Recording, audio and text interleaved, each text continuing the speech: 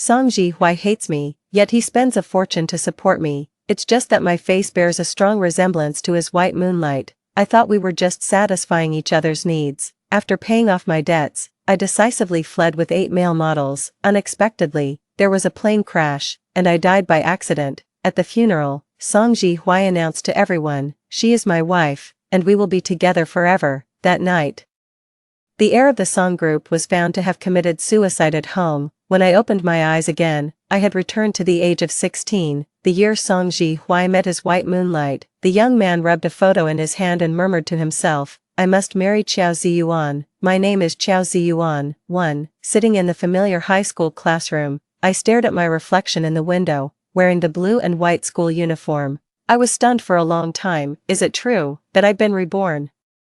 What are you daydreaming about? Can't you solve the math problem? Call me Brother Song, and I'll teach you. Someone gently patted the back of my head. I turned around as I heard the voice and met Song Ji-hwi's handsome but irritating face. Just a moment ago, my soul was still floating in the air. I watched helplessly as Song Ji-hwi, dressed in a disheveled suit and with a pale face, held a fruit knife against his artery. His eyes filled with a paranoia and madness I had never seen before.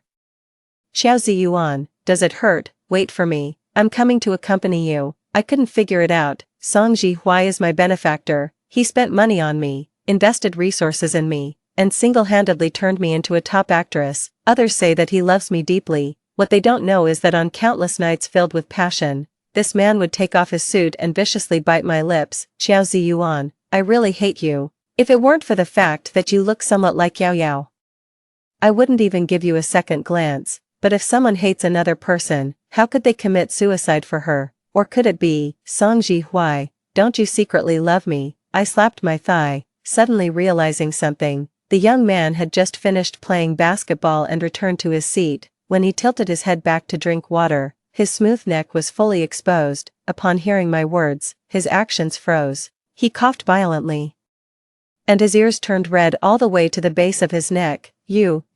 Just as the atmosphere was getting awkward, a slender white hand held a piece of tissue and placed it between him and me. "Here you are. Don't drink so urgently." The voice was so gentle that it seemed to drip water, completely different from my bold and unruly manner. The girl had shoulder-length hair, and her eyes, which were just like mine, looked at me with a hint of reproach. "Sister, how can you make such a joke casually?" "You scared him." It was Gu Qingyao, my half-sister. She was also the white moonlight that Song Ji-hwi couldn't forget many years later. 2. In my previous life, I once asked Song Ji-hwi this question, "You're so good to me. Do you like me?" At that time, I had just finished a night scene and was starving. Song Ji-hwi stood in the kitchen wearing an apron, calmly pouring oil and cooking noodles. "Don't think too much.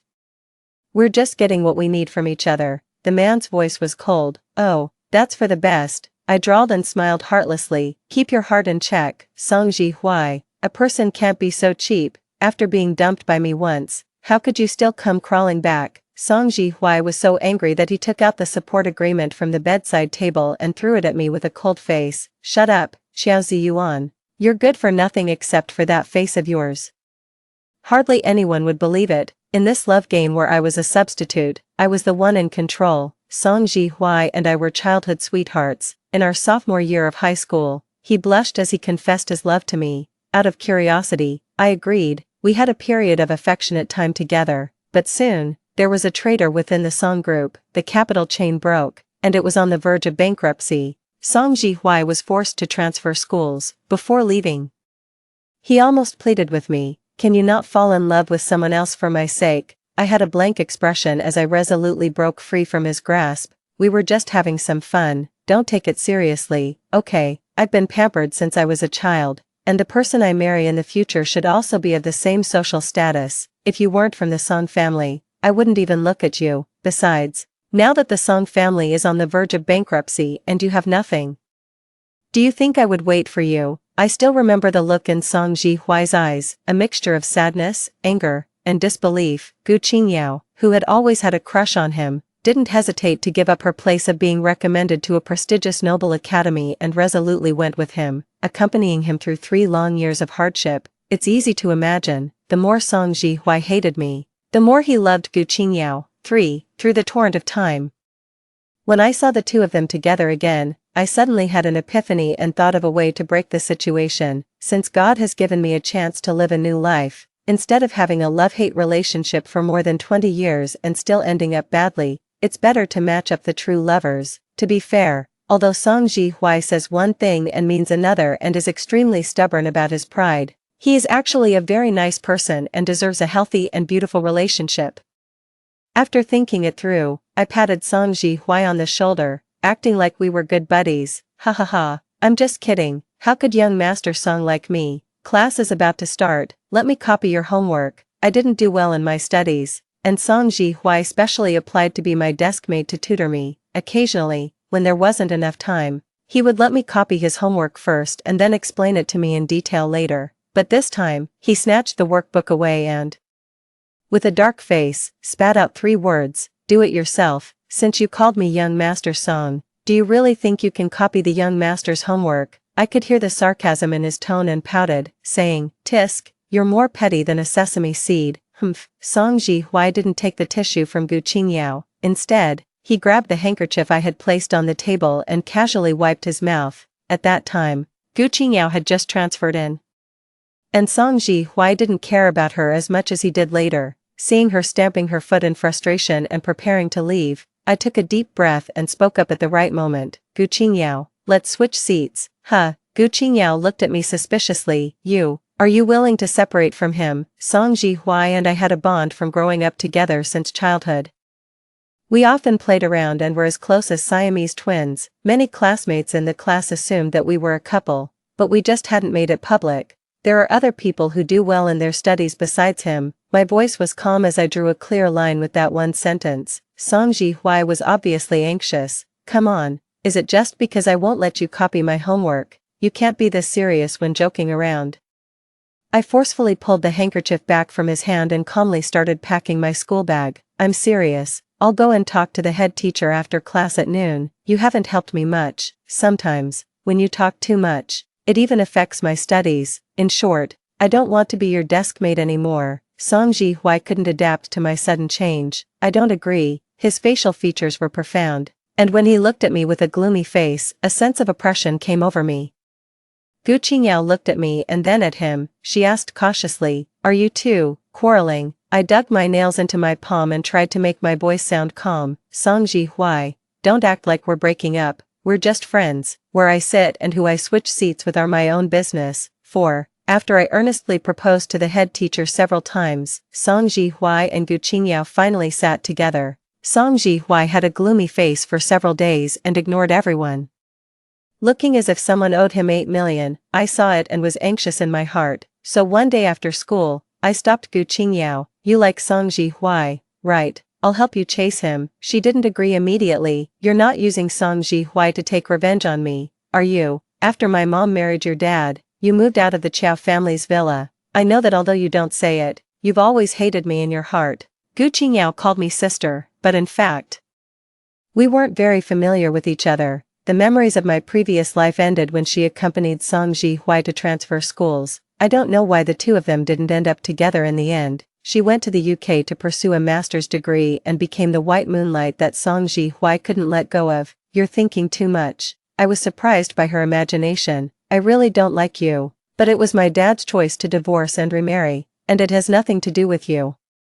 Gu Qingyao's delicate eyebrows twitched slightly. "Fine, my dear sister, then tell me, how can I catch up with Song Ji-hwa?" The corners of my eyes curved into a smile, and I spilled out the details like pouring beans from a bag. "He can't eat spicy food, his favorite fruit is cherries, and his most interesting subject is mathematics. He often plays basketball in his spare time. You can go and watch his games, but he won't drink the water given by girls.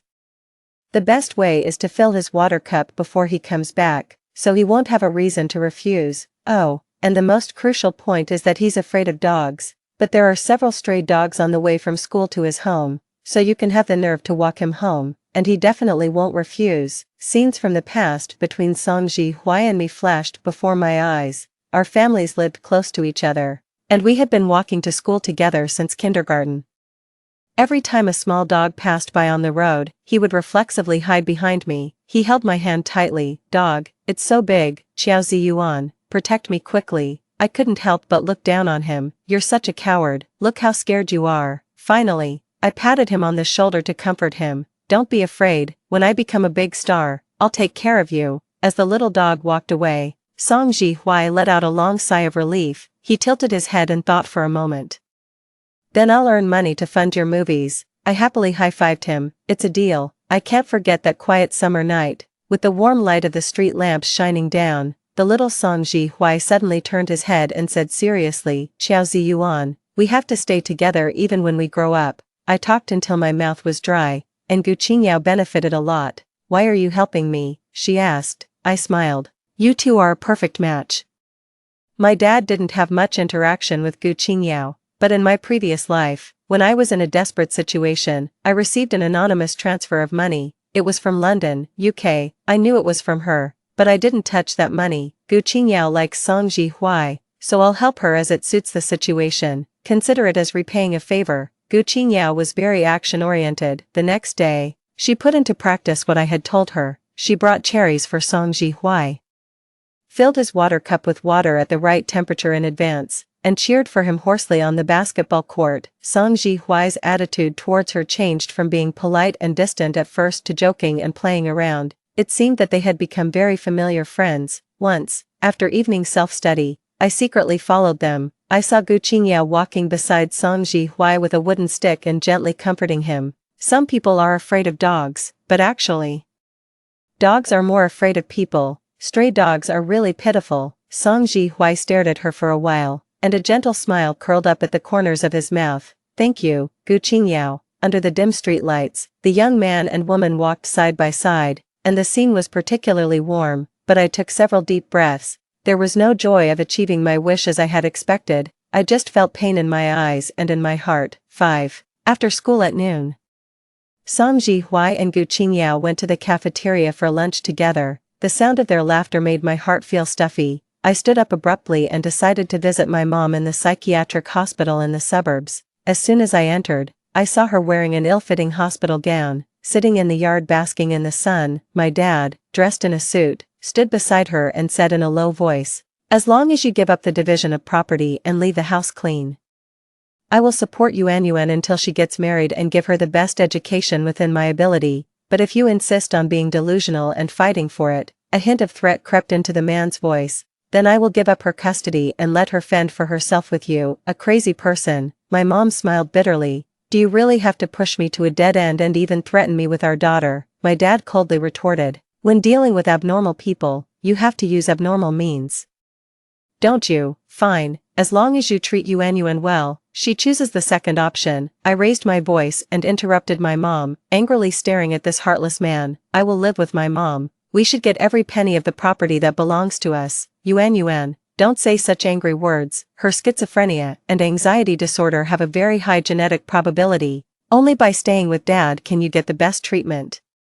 My mom also held my hand tightly. Yes, Yuan, what your dad said makes sense. I'm a crazy person. You're still young and can't waste your time on me. Regardless of what illness she has, whether it's cancer or a mental illness, she is my mom. I'm not like you, a heartless man who is good at calculating. I will never leave her. I slowly exhaled and made the same choice as in my previous life. Dad, I still call you Dad. If there's nothing else, you can leave. Before my dad left, he gave me a deep look. No one can stand having someone on the verge of going crazy by their side. Over the past 10-odd years, I have been more than kind to your mom, Yuan. It won't be long before you regret the decision you made today. On the way back, my mind was in a mess. There was still more than half an hour before the afternoon class started, and the classroom was empty. I immediately saw the seat by the window. Gu Qingyao had gone out, and Song Ji-hwi was rubbing a photo in his hand, muttering something. The sunlight seemed to gild his profile, making him incredibly good-looking.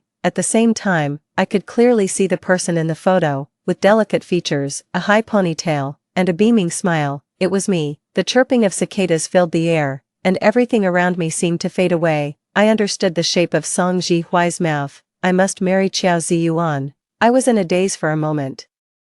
It was as if I had returned to my previous life when I had been working hard. Finally, after paying off my debt to Song Ji-hwi, I hired 8 male models at once and happily went on vacation to the Maldives. Unexpectedly, the plane crashed. My body was frozen in the mortuary for 3 days, and no one claimed it. It was not until Song Ji-hwi, who had been on a business trip, came back that he held a grand and decent funeral for me. When someone asked about the relationship between us, he stared at my posthumous photo and announced to everyone in a hoarse voice, "She was my wife, we will be together forever." The scenes overlapped. I stumbled in. "Song Ji-hwi, are you crazy?" Song Ji-hwi was startled by my sudden action, and a red flush appeared on his cold, pale cheeks. He coughed twice and didn't dare to look at me directly. "Gu Qingyao said that I should take my time when chasing a girl, but I really can't stand living without you. Since you've heard it, then I'll make a formal confession." He couldn't confess. Alarm bells rang in my heart. Song Ji-hwi had been ruined by me once,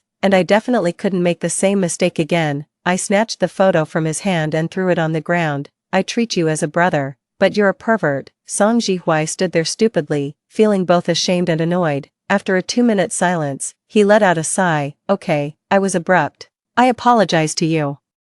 He picked up the photo and carefully blew off the dust on it. He grabbed my wrist and made me sit down, his peach blossom eyes full of concern. "What's wrong? Are you in a bad mood? Did your dad make you angry again?" "Damn it, I'll go and reason with him." I hung my head. Because of his sincere and candid concern, I burst into tears without warning. "Stop liking me. I'm selfish, profit-seeking, and heartless. There will be no good end to liking me." "No, Qiao Ziyuan, it's not like that."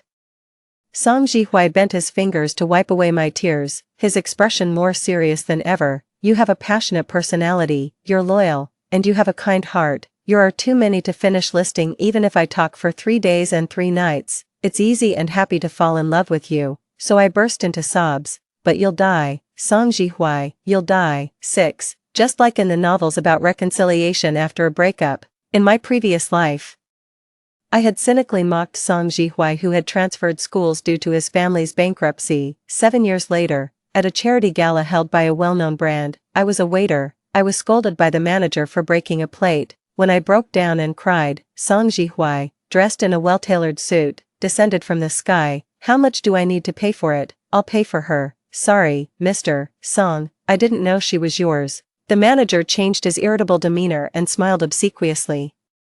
"You donated 5 million in the name of the Song Corporation. What's a plate?" Song Ji-hwi looked down at me with a coldness in his eyes that I had never seen before. "Qiao Ziyuan, when you laughed at me for being poor and said I wasn't worthy, did you ever think there would be a day like this?" He probably wanted to humiliate me, but I wasn't the least bit embarrassed. I slowly stood up and retorted coldly, "A proper ex should be as good as dead, instead of suddenly popping up like a zombie." Song Ji-hwi gritted his molars and relentlessly chased after me. "Damn it, are you short of money? Why are you here?" I pushed him away and walked forward. The next second, an arm wrapped around my waist and forcefully pressed me against the wall. The man's hot breath was right beside my ear. "If you're short of money, I can support you. Qingyao has gone abroad, and you look somewhat like her. 10,000 yuan a month. You can be her substitute and stay by my side. What do you think?"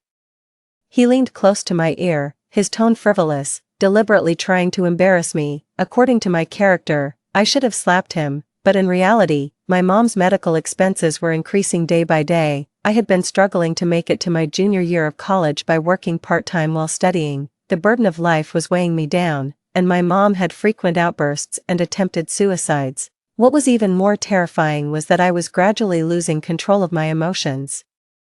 If there was no money for medical treatment, I would most likely become the crazy woman that others talked about. So after a long silence, I looked up at him and said softly, "In that case, thank you, Mr. Song." I was studying at a film academy. I originally planned to drop out and work after finishing that year to pay for my mom's medical treatment. Song Ji-hwi was as tight-lipped as a clam, although he was sharp-tongued. He helped me pay off my student loans and intended to help me debut. "Don't be stingy with the money I give you. If it gets out, people will think I'm a miserly benefactor." A large amount of resources were thrown at me. I took on acting roles and participated in variety shows. In just 3 years, I went from an unknown college student to a sought-after first-line actress, but my genetic traits began to surface, and my mental state continued to deteriorate, forced by this situation. I could only send my mom to the Maldives to recuperate first, and then unilaterally tear up the support agreement and follow her. After deducting the possible future treatment expenses from the money I earned since my debut, I transferred the vast majority of the remaining money to Song Jihuai's account, first, to pay off my debt. After all, he had helped me so much. Second, to draw a clear line with him. I was like a bomb that could explode at any moment, and there was really no need to delay him. I won't be this substitute anymore. I wrote a few big words on the bathroom mirror with lipstick. I pretended not to notice Song Jihuai's feelings for me and used the excuse of being Gu Qingyao's substitute as always, afraid that he wouldn't believe it. I even hired 8 male models to act with me. So when the news of my plane crash came out, the anti-fans mocked me. How lustful is Qiao Ziyuan? Can she handle 8 male models? Is this woman letting herself go because she's been dumped by her benefactor, Sai, who doesn't know that Qiao Ziyuan is backed by the person in charge of the Song Corporation? To be honest, what does she deserve? Song Jihuai, who had never used Weibo before, specially registered an account. Qiao Ziyuan is a very professional actress. Even without me, she can shine on the screen. Those who hide behind the screen and belittle her and spread baseless rumors, the Song Corporation will hold them accountable according to the law. 7. It felt like an eternity before the shock in Song Jihuai's eyes gradually faded away. His light-colored lips moved, as if he was eager to confirm something, but the words that came out took a different turn. What do you mean I'll die? Qiao Ziyuan, what are you talking about? Nothing. I sniffled and pinched my fingertips to force myself to calm down. If I confessed that I was reborn now, Song Jihuai would most likely think that I had gone crazy because of the math problems. Then why do you look so sad? Also, why are you rejecting me? You should give me a reason. I avoided his gaze. It's because, I don't have feelings for you. I don't believe it. Qiao Ziyuan, if you have the guts, look me in the eye and say it again. I suddenly turned around and glared at him. Stop talking nonsense. I said I have no feelings. Song Jihuai suddenly pouted, his peach blossom eyes staring straight at me. He looked extremely aggrieved. The words that I hadn't finished speaking got stuck in my throat. I coughed twice. We're still students. I want to get into a good university. Falling in love will be a distraction. Okay then. Song Jihuai lowered his eyelashes. By the way, there's something I need to remind you. I said seriously, you need to be careful of your uncle. Song Jihuai, in the previous life, the Song Corporation, which had been thriving, faced the most serious economic crisis in its history. It was because Song Jihuai, who was middle-aged and accomplished nothing, was jealous that Song Jihuai, who was still in high school, was being groomed as the heir and betrayed the company's important secrets to the rival company. As a chain reaction, the capital chain broke. I stopped my words and tried to express it euphemistically. He has always been at odds with your dad. There's a chance he'll do something harmful to the Song Corporation. In short, you must be on your guard. Song Jihuai nodded vigorously. Just when I thought he had listened and my heart that had been hanging in the air was slightly relieved, the young man tilted his head and said something astonishing. You're actually concerned about my family's company. Heh, you say you have no feelings for me. If you're deliberately rejecting me to get my attention, then I'll tell you, you've succeeded. Get lost. I gave him a white look. I'm being serious. Did you hear me? Got it, got it. Song Jihuai took out a copy of 5 years of college entrance exams and 3 years of mock exams from the drawer. This is for you. There are my annotations and detailed explanations of the knowledge points for each question in it. This, a thickened version of the math exercise book. I instinctively wanted to refuse.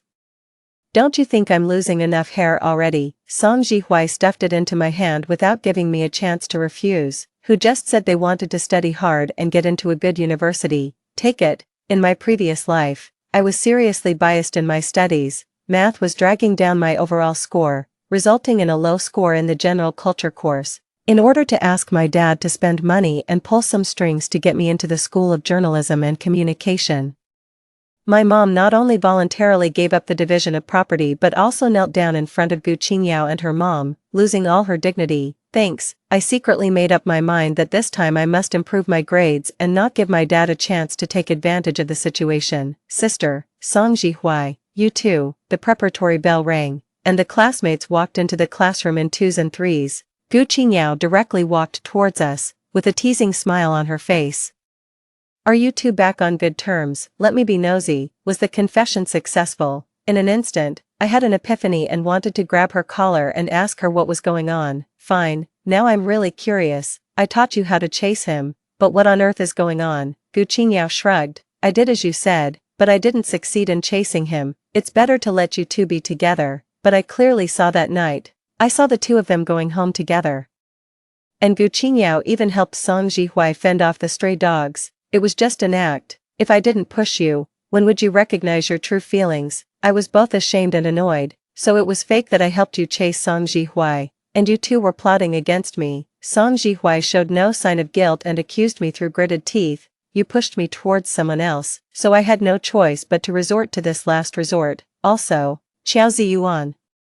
I'm not actually afraid of dogs anymore, he said softly. I only pretended to be afraid when you were by my side. My face burned all the way to the base of my neck. Shut up, Gu Qingyao blinked, looking like a cunning rabbit. Then, do you want to switch seats back? Song Jihui quickly glanced at me and nodded vigorously. I forced myself to remain calm and fled in a hurry. No need. 8. After solving all the messy things, I focused all my energy on my studies. Fortunately, I hadn't fallen too far behind, and there was still enough time. Song Jihui always paid attention to my grades. Before school ended every night, he would check the completion of my homework. He was always available to answer my questions, becoming my exclusive little teacher. Besides him, once during a break, I was troubled by a difficult problem. Gu Qingyao, who happened to pass by, suddenly stopped. Connect point A and point C and draw an auxiliary line to take a look. Suddenly enlightened, I smiled at her, and she smiled back. In this second life, my relationship with this stepsister had improved a lot compared to before.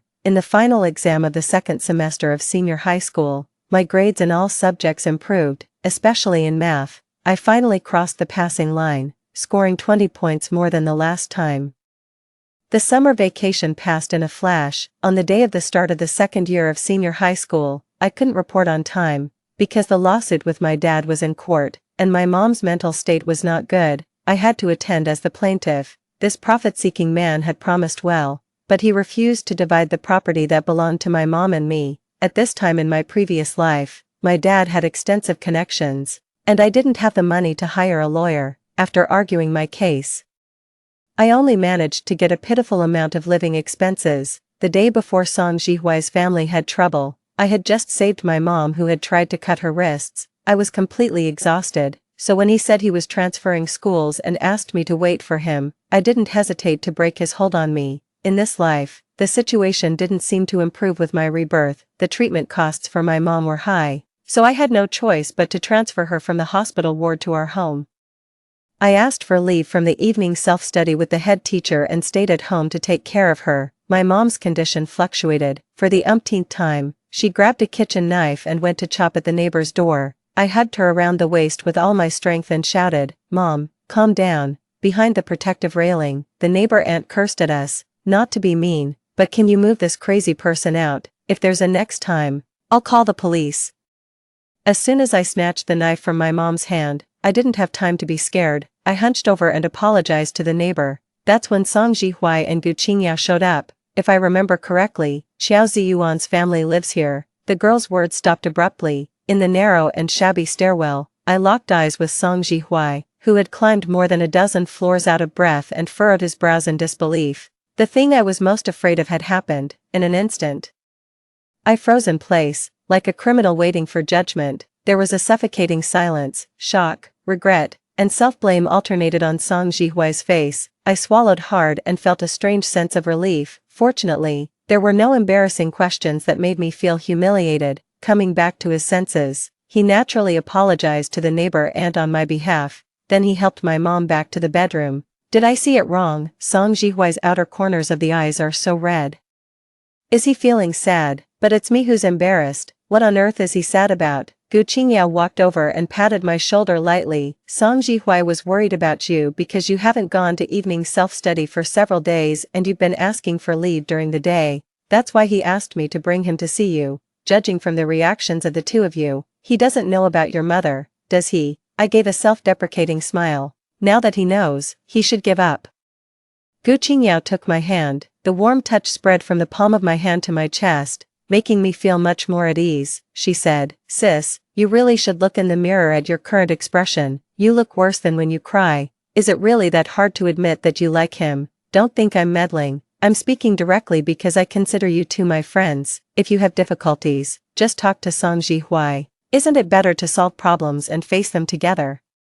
I slowly raised my eyes, my voice hoarse. What if I say that I inherited my mother's mental illness? 9. You've seen my father's attitude towards my mother. If Song Jihui and I really get together, who can guarantee that I won't follow in my mother's footsteps? Perhaps she didn't expect this aspect. Gu Qingyao stared at me and couldn't say a word for a long time. I shook my head, my voice very soft.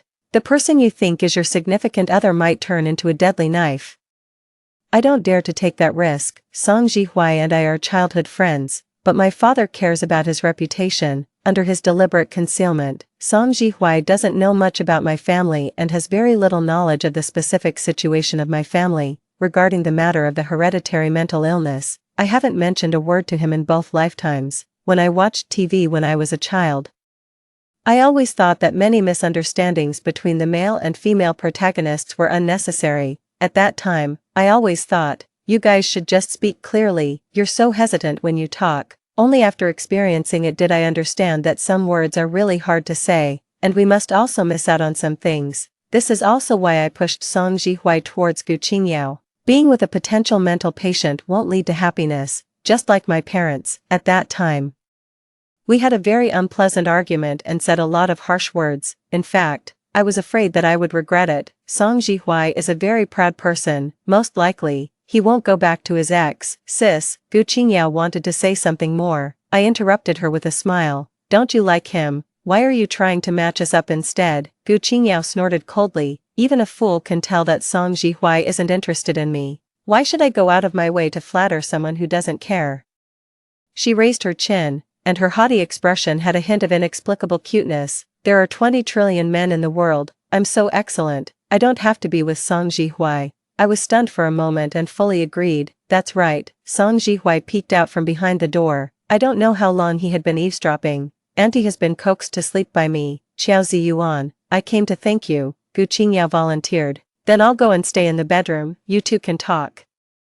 I don't want to be a third wheel. The crisis of the Song family has been resolved, right? I asked Song Jihui. If you hadn't told me that Song Jihui was up to something, my father and I wouldn't have been able to expose him so quickly. I let out a long sigh and then laughed bitterly. Even without me, the result would have been the same. Song Jihui took the opportunity to show off. Not bad. I didn't expect you to have so much confidence in me. I looked at him with gentle eyes. Song Jihui, you've been reborn too, right? 10. At first, I just felt that something was off. I know Song Jihui too well. He's arrogant and likes to show his kindness in a roundabout way. But the Song Jihui in this life seems to have suddenly unlocked the lock on his mouth. He keeps saying sweet words. There's no reason that when I painstakingly taught Gu Qingyao the skills of pursuing a man, he not only didn't take the bait, but also confessed earlier than expected. I was truly certain of all this when I asked him to keep an eye on Song Jihui. Song Jihui didn't ask me for the reason. He didn't even have the slightest doubt. With thunderous means, he found out the handhold of Song Jihui and neatly dealt with this hidden danger. His calmness and the proficiency of his methods don't seem to belong to a high school student at all. Instead, he looks like a seasoned veteran in the business world. If he hadn't been reborn too, I couldn't think of any other reason. I originally wanted to tell you after everything was settled. Song Jihui and I confronted each other for a long time, and all the events of the past and present lifetimes flashed before my eyes one by one. I can't really describe how I feel. There's a ball of cotton blocking my chest, making me feel sour and swollen. When Song Jihui spoke again, his voice was a bit hoarse. In the last lifetime, I tried my best to climb up the social ladder, just so that one day I could be worthy of you. But when I finally got you back, I couldn't help but hold on to the words you said back then. Even though I desperately wanted to reconcile with you, I was too proud to take the initiative to speak up. In a hoarse voice, he told me. I saw that you needed money at that time, so I fabricated a sugar baby agreement, determined to humiliate you. Gu Qingyao and I actually have no relationship. After transferring to our school, she chased me for a while. After I clearly refused her, she gave up. Since she went to study in the UK, we haven't seen each other again. In the shabby living room of the rental house, Song Jihui curled up on the sofa and sobbed with his hands covering his face. If only I had asked you why you needed the money. It's all my fault for being so proud and not being able to bring myself to make peace. Qiao Ziyuan, I'm sorry, your ending shouldn't have been like that. After witnessing everything, Song Jihui finally understood my insincerity, self-blame and regret engulfed him like the deep sea. I wouldn't have told you even if you asked. I gently hugged him, conveying a great deal of comforting power. As you said, human pride is really ridiculous. You were too proud, and so was I. After we reunited, I was clearly grateful for your rescue, but I didn't want to reveal my broken family of origin and my precarious mental state in front of the person I liked. Repeated harsh words pushed you further and further away. I tried my best to force a smile. It's all in the past, Song Jihui. If it weren't for you making me a top actress, I wouldn't have been able to earn the money to treat my mother, whether it was in the past life or this life. You've helped me a lot. You don't need to blame yourself. Holding back the urge to cry, I gripped his shoulders and said seriously, when I was reborn, I was determined to save you. I'm suffering from a serious illness and my future is uncertain, but you're different. You should have a wonderful life and definitely can't commit suicide again. It's too late. Song Jihuai's outer corners of the eyes were red, and he stared at me without blinking. Qiao Ziyuan, I've fallen in love with you.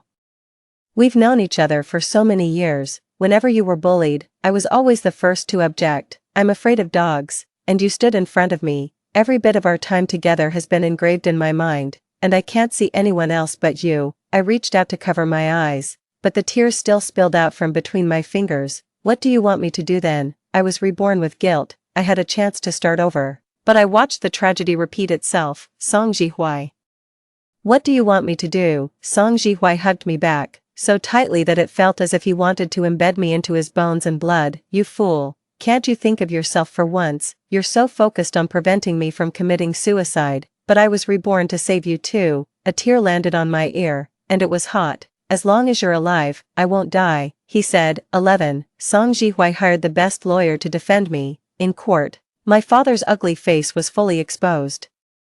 I knew she had a mental illness and still raised her for more than 10 years. It's already out of the affection between husband and wife. Not to mention that I've been managing the Qiao group all along. Why should I give it up? I really wanted to rush up and slap him twice. Have you forgotten that my mother was once a wealthy young lady? At that time, the Qiao group was just an unknown company. You tried hard to pursue her for her support. After you used her, you just cast her aside.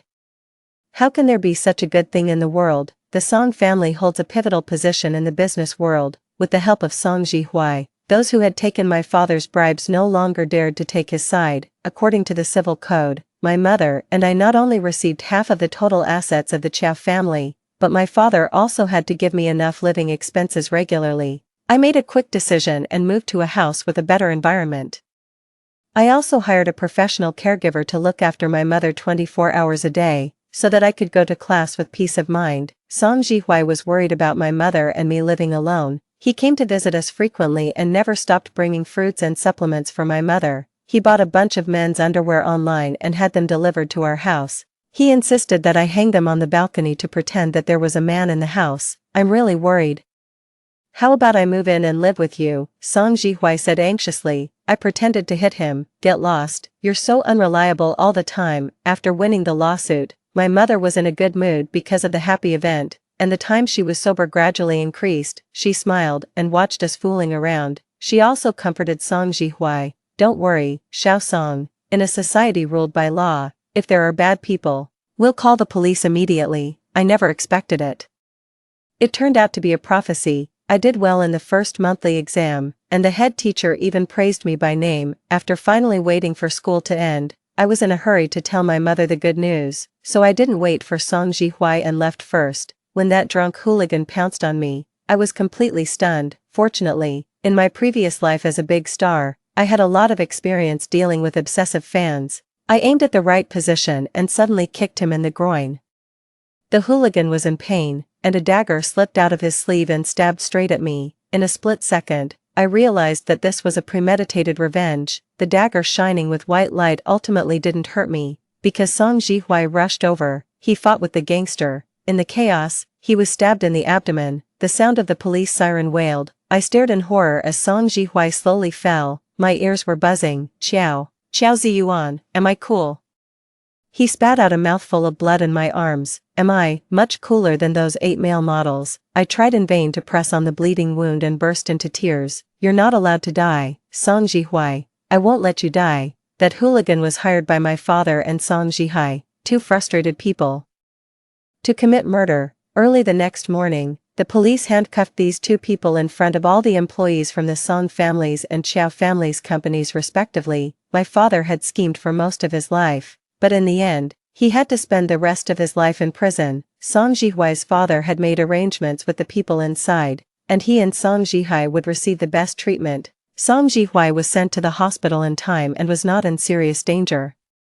The doctor said it would be some time before he woke up. My mother and I stayed by his hospital bed. They don't know that on countless nights when we were infatuated with each other, this person took off his suit and fiercely bit my lips. Yuan, it was my fault for trusting the wrong person regarding your father, but you can't judge everyone by the same standard. As long as we keep our mood happy, our illness can be cured. My child, you've had a hard life. I don't want to see you torture yourself anymore. My eyes were still red. Mom, I understand. I thought I could be cruel and let go, but when Song Jihuai fainted in my arms last night, I couldn't care about anything else. There was only one thought in my mind, to be with him. After going through so many separations and reconciliations in 2 lifetimes, we can't keep wasting time like this. Let's be together. The kind that will never part. As I said this, tears welled up in my eyes again. Don't cry. I accept your confession. A slender and fair hand slowly lifted up and wiped away my tears. For a moment, I laughed and cried at the same time. You're awake. Are you feeling any discomfort? Doctor, I'll go and call the doctor. Don't change the subject. Song Jihuai's face was pale, but the corners of his mouth were raised, and his eyes were shining brightly. Once I promise, I won't go back on my word. Chiao Ziyuan, we'll be together properly in this life. I'll earn a lot of money and spend it all on you. You can act and become a big star and achieve your dreams. I kept nodding and responding randomly. Okay, anything is fine. Outside the window, the cicadas were chirping. I looked at my little son. From then on, I can never look away. Story 2. Not long after I died, my childhood friend, a genius who was recommended for admission to the School of Chemistry, committed suicide. No one expected that he, who had always been calm and self-possessed, would go crazy and personally tie up the person who had harmed me, and detonate a bomb at the cost of ruining his own future. In the midst of the flames filling the sky, he murmured desperately, Yang, wait for me. When I opened my eyes again, I returned to my senior year of high school, the year when I had a cold war with him. My desk mate beside me leaned over with a smile and whispered in my ear, Song Yang, I just saw the draft paper of the top student Lin. Your name is written all over it. When we encountered a wild beast on the mountain, my best friend instinctively pushed me out as bait. I was pushed down the hillside by her. On the way, my legs hit a tree, and an intense pain shot through me instantly. Sorry, Song Yang, I will always remember you. Seeing that the wild beast's attention was drawn to me, my best friend immediately gritted her teeth, grabbed her beloved boyfriend, and fled quickly. Only I, with my broken legs, was left lying at the bottom of the slope waiting to die. Damn it. This damn love-struck girl. She said she was going to break up with him the day before yesterday, and today she pushed me to feed the wild beast. There was no one around. I endured the pain and took out my phone. The moment I saw that there was only 1 bar of battery left, despair filled my heart. It's over. I'm probably going to meet my great-grandmother. I don't know why. Maybe it was an instinct. Or maybe I was truly unwilling. I actually dialed the phone number of my childhood friend Lin Su, with whom I had been in a cold war for a year. The other side picked up the phone after just 1 ring. Hello, Lin Su's voice came from the other end, a bit cold. I'm busy. What's the matter? He was always like this, as if he wouldn't change his expression even if Mount Tai were to collapse in front of him. But if I had listened carefully, I should have been able to find that his tone was slightly trembling when he answered the phone, just like his inner feelings. I couldn't hold it back and burst into tears. Lin Su, I'm probably going to die soon. After I die, remember to delete all my chat records and browsing history. My bank card is in the pillowcase of my room, and the password is my birthday, although there are only 52 yuan left in it. Consider it as a keepsake I left for you. There was a harsh sound of a chair scraping against the ground from the other side. I heard him quickly say sorry to the teacher on the podium, and then there were rapid footsteps. Song Yang, what happened? I didn't dare to tell him what situation I was facing. I still spoke rapidly, seizing every second. Sorry, I shouldn't have always quarreled with you. It was my fault for hitting you when we were kids. And I also stole the chocolate in your drawer in high school. I was actually quite happy to know that you were recommended for admission. After all, you're so smart, you skipped 2 grades in school. I should have known earlier that you and I are not from the same world. You've always been so cold since we were little. You've never accepted anyone's confession. I didn't even dare to say that I actually liked you a little bit. Before I could finish speaking, he interrupted me quickly. Stop talking. I'm checking your location, wait for me. But it was too late. I watched as the wild beast approached me step by step. In the end, I died due to excessive blood loss. Before I died, I only had time to say one sentence. Lin Su, it hurts so much. I died. The first person to find my body was Lin Su. I don't know when he installed a positioning device in my phone. When he brought the police to find my body in the mountains, it was already the afternoon of the next day. In the dusk, my body was gnawed beyond recognition by the wild beast. And it was almost impossible to tell what my facial features looked like, but he just recognized me at a glance based on my location and the necklace around my neck. The moment he saw my body, he completely broke down. I had known him for more than 10 years, and I had never seen him lose control like this. He had always been extremely steady and calm, with a cold and fair face. He had always been this since we were little. He was clearly 2 years younger than me. But he skipped grades all the way and was finally directly recommended for admission to a chemistry major at a top university. The gap between him and me was like the difference between the clouds and the mud, but I never expected that a year later, he would hold my body and cry until his eyes were red, ignoring everyone's dissuasion. Later, he asked everyone around me and learned that I had gone mountain climbing with my best friend and her boyfriend that day, but in the end, the 2 of them came back alive, while I was eaten to death by the wild beast. He questioned the 2 of them like a madman why they had left me behind, but my best friend and her boyfriend, who were feeling guilty, insisted that I had accidentally gotten separated from them. He knew that my death was definitely related to these 2 people, so not long after, an explosion occurred in an abandoned factory on the outskirts of the city, resulting in the deaths of 2 men and 1 woman, 2 cowards who abandoned their friend, and a genius from the School of Chemistry with a promising future. He kidnapped the 2 of them with his own hands, made a bomb himself, and chose to die together with them to avenge me. In the midst of the flames filling the sky, he murmured desperately, "Yang Yang, wait for me." When I opened my eyes again, I found that I had returned to the high school classroom. Lin Su, my childhood friend who had just been recommended for admission, was standing in front of my seat. He was wearing a clean school uniform shirt, and his slightly long bangs covered his forehead. Looking further down, the eyes behind the thin, framed glasses were as clear as a cold spring. Song Yang. He called my name and asked as if casually, "Did you eat the chocolate in my drawer?" I stared at him blankly. After a few seconds, I nodded vigorously. "Yeah, it was me." "So what?" "Too." Lin Su was stunned for 2 seconds, then he suddenly averted his gaze and didn't dare to look at me. You already know." "What?" I didn't react. "In my previous life, I did eat the chocolate he put in his drawer. At that time, it was popular to give chocolates as a confession. When I found that chocolate, I thought it was given to him by some girl. After all, he was good-looking and smart, although his personality was a bit too cold. With the halo of a top student, he still fascinated a group of people who were attracted to intelligence. There were quite a few girls confessing to him every semester. For a moment, out of jealousy, I stole that chocolate, opened it, and ate it in a few bites. Later, when he came to ask me, I was so guilty that I refused to admit it. Then I secretly bought a chocolate of the same kind and put it back. In this new life, I decided to bravely admit my mistake. "Sorry, I ate it, don't be angry. I'll buy you another one just like it. I didn't do it on purpose, I was just jealous." I was extremely honest, but I didn't expect that as Lin Su listened, the tips of his ears turned red. "I'm not blaming you." He gritted his teeth and said, seeing that I still looked stupid. He seemed a bit disappointed in me. Just then, the class bell rang. He didn't look at me anymore and just sullenly said, "Forget it, if you ate it, you ate it, you don't need to replace it." Then he turned around and returned to his seat. I was left sitting there, stunned. When I turned my head, my deskmate looked at me teasingly. Yo, flirting with your little betrothed again." It was the same in my previous life. Because they knew that Lin Su and I were childhood friends, the people in the class always liked to make jokes about us. Every time I would get angry and deny it, and then Lin Su would treat me even more coldly. Ahem, I coughed twice.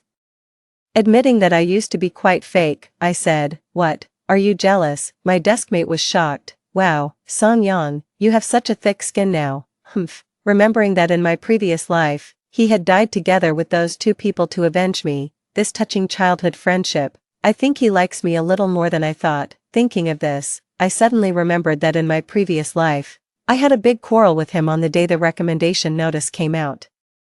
And then we started a cold war that lasted for a year. Later, when I thought about it, it was probably the inferiority complex in adolescence that was at work. Lin Su and I grew up together, although there was a 2-year age difference. He was always more mature than me and accompanied me like an older brother. Until the recommendation notice came out, I had never been so clearly aware of the huge gap between him and me. It was a gap that I couldn't catch up with no matter how hard I tried.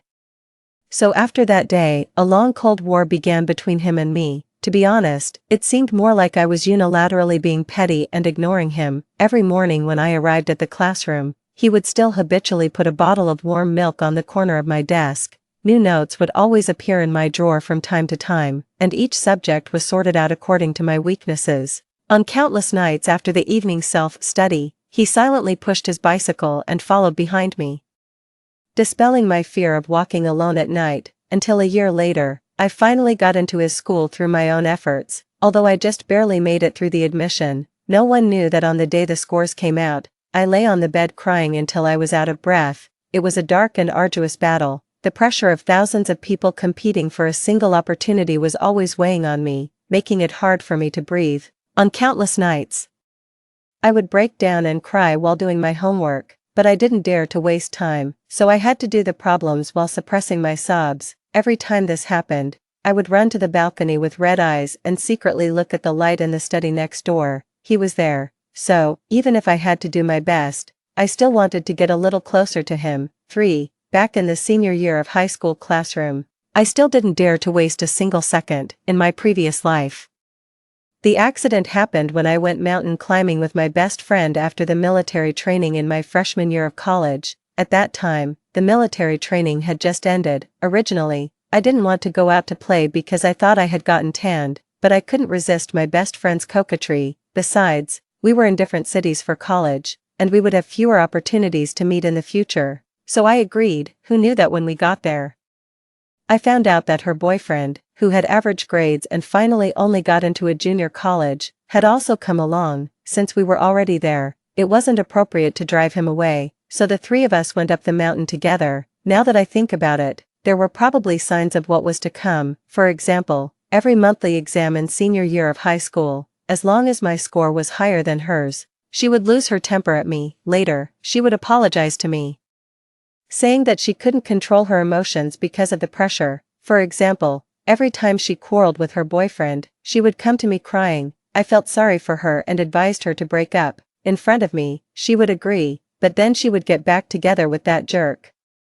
And later, when she stayed out all night, she would ask me to cover for her. Another example was that every time I had a fight with Lin Su, she would spare no effort to undermine my self-esteem, constantly PUA me, and make me clearly recognize the gap between me and him, making me feel even more that I didn't deserve to confess to Lin Su. But aren't true friends supposed to wish you well and hope that you live a happy life? Such a so-called friend is not a real friend, but a ghost that aids the evildoer. So when the class bell rang and Liang Xiao rushed to my seat as she had done countless times before, skillfully took my arm, and said with a smile, "Come on, let's go to the cafeteria quickly and help me grab the sweet and sour pork ribs." I suddenly shook off her hand without any warning. Meeting her surprised gaze, I said coldly, "Grab it yourself, I'm not going." After saying that, I didn't care about her reaction.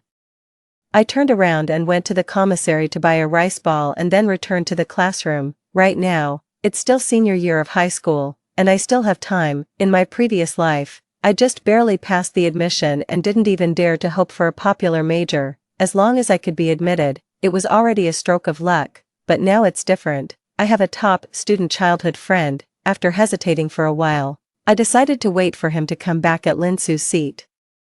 There was no one in the classroom at the moment. When I walked to the seat, I subconsciously looked into his drawer. Then I saw that familiar packaging bag in his drawer again. It was the same chocolate as the one I had eaten. Me, damn it, who is it? 4. When Lin Su came back, he saw me holding a chocolate in one hand and a rice ball in the other, and biting into the rice ball viciously. "Lin Su," He silently sat down in the empty seat next to me, took out a test paper from my drawer, and started writing. Seeing this, I was even angrier. Very well, pretending to be aloof. Damn it, I'll eat. I finished eating with one bite of the rice ball and one bite of the chocolate. I only felt the bitterness of the dark chocolate spreading from my mouth to my heart, and my mind started playing background music for myself. Let me think, which song is suitable? At this moment, there was a sound of someone rummaging in their pocket beside me.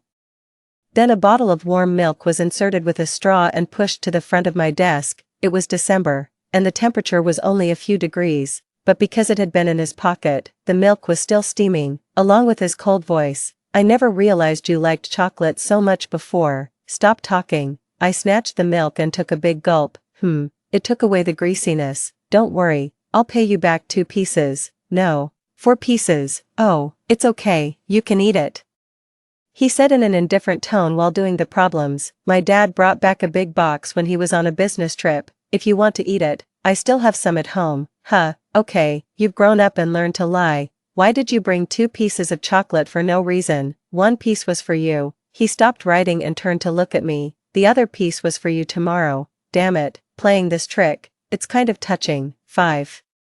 When my deskmate and her little sister came back after having lunch together, they saw me sitting next to Lin Su and listening to him explain the problems with a serious expression. My deskmate was shocked and couldn't help teasing. I woke up too early and saw Song Yang's little betrothed explaining the problems to her. I raised my head and raised my eyebrows at her. Even if you say that, I won't break up with him. My deskmate and her little sister were immediately excited. Okay.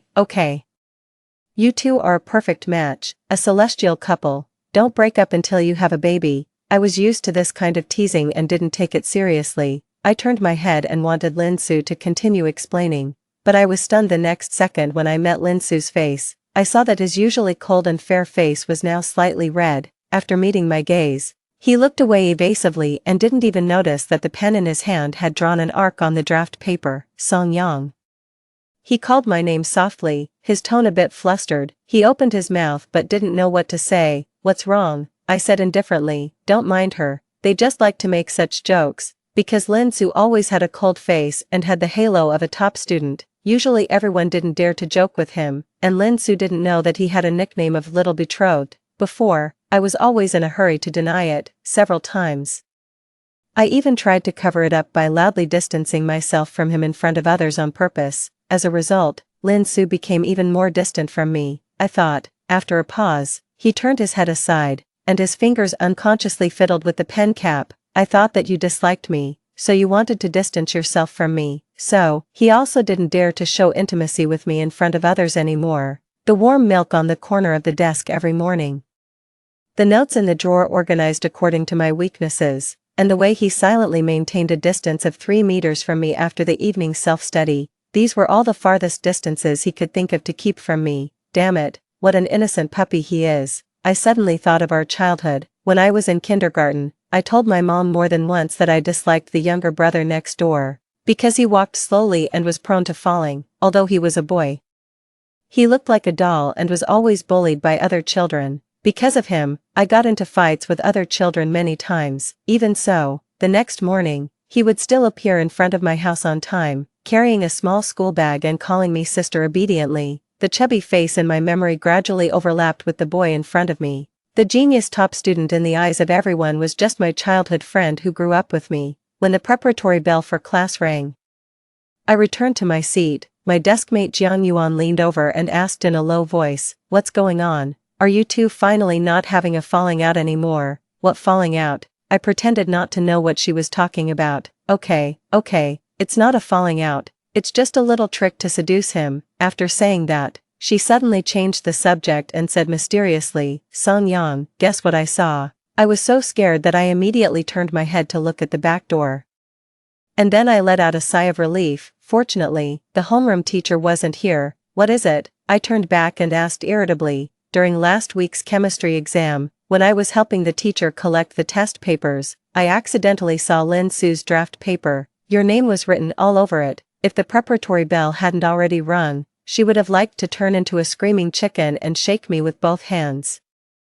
You didn't see Lin Su's reaction at that time. He was so shy and flustered, he immediately put it away and told me not to tell you. I was also a bit flustered from being shaken by her. Then why are you still telling me? Come on, what's our relationship? Besides, that's the top student Lin, you should secretly be happy, you little rascal. Hearing this, I subconsciously turned my head to look at Lin Su's seat, but the moment I met his eyes, I happened to meet his gaze. He was looking at me too.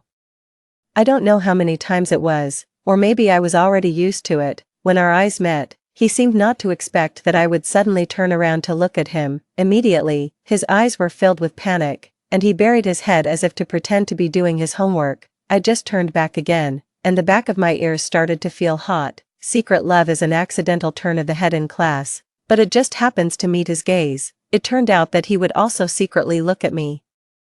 But I completely failed to notice all of this before. Ignoring the teasing look from my deskmate, I pretended to be very busy and rummaged through the drawer to take out several textbooks, not noticing at all that this class was a self-study class. It was already 10 o'clock when the evening self-study ended. As usual, Lin Su silently pushed his bicycle and followed behind me, just like when we went to kindergarten as children.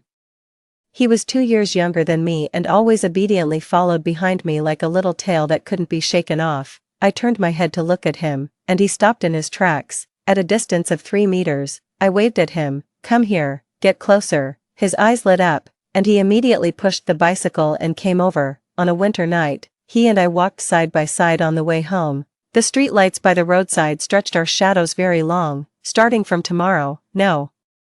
Tonight you'll start tutoring me. The goal is to get into the same university as you. Yang, are you not feeling well? You want to say there's something wrong with my brain? No, there's nothing wrong with you. Then why can you get into University A? But I can't.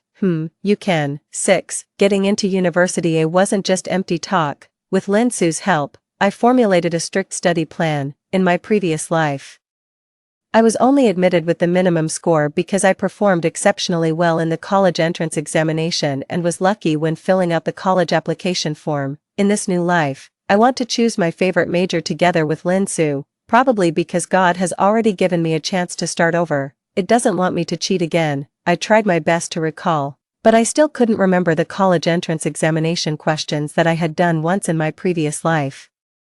So without too much hesitation, I threw myself into my studies. Later, Liang Xiao came to me several times, but I fobbed her off. She thought I was still angry because she lost her temper with me after the last monthly exam. As my score was more than 20 points higher than hers that time, she still wanted to muddle through it by saying she was under too much pressure, and she said she was sorry to me, but in fact, she still didn't forget to PUA me.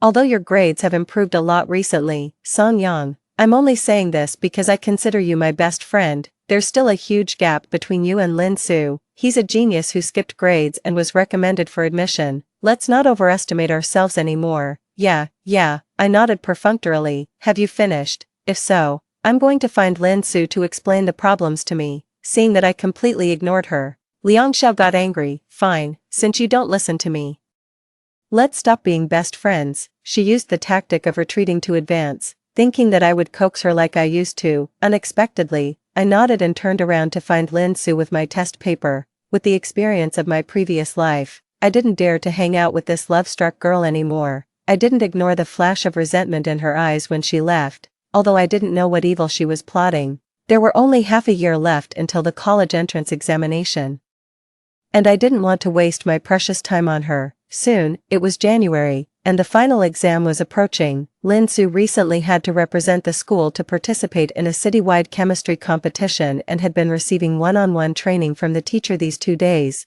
It was snowing on the day of the competition. During lunch, I took a short break and scrolled through my phone for a while. Then I saw that my favorite milk tea shop had launched a new product. It was a winter limited edition, and I didn't even get to try it in my previous life. After all, it was already 10 o'clock when the evening self-study ended every time, and the milk tea shop had already closed. I forwarded it to Lin Su casually, and then I remembered that the competition was at 2 o'clock in the afternoon that day, and he should be about to leave at this time, so I didn't wait for his reply anymore. After returning to the classroom, I lay down on the desk and started to take a nap. In the past half-month, according to the study plan I had formulated before, I studied until 12 o'clock every night and got up at 5:30 in the morning to recite words. All in all, I only slept for 5.5 hours a day. The dark circles under my eyes are more obvious now than before, if it weren't for chewing instant coffee to keep myself awake. I'm afraid I would fall asleep during class. The heating was on in the classroom. And I soon fell asleep. In my dream, I seemed to sense that a gaze was fixed on me. I opened my eyes in a daze, and to my surprise, I saw Lin Su. We just adjusted the seats last week, and now I'm sitting by the window. Through the window glass, Lin Su, wearing a white down jacket, was standing outside, probably afraid of waking me up. He just looked at me quietly. I don't know how long he had been looking. It was all white outside, and the snow on the ground reflected the winter sunlight.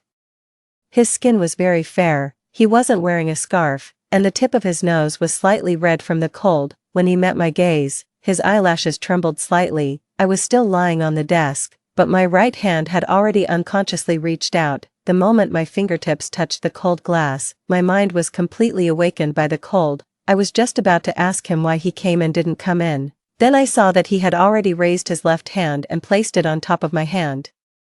His big hands with distinct bones directly covered mine. In comparison, my hand looked a bit petite. He curled his lips slightly, as if he was a bit happy. It was a world of ice and snow outside the window, but the way he looked at me was so gentle that it seemed to be able to melt the snow. Clearly, there was still a cold glass between us, but somehow I felt that my fingertips were getting a bit hot.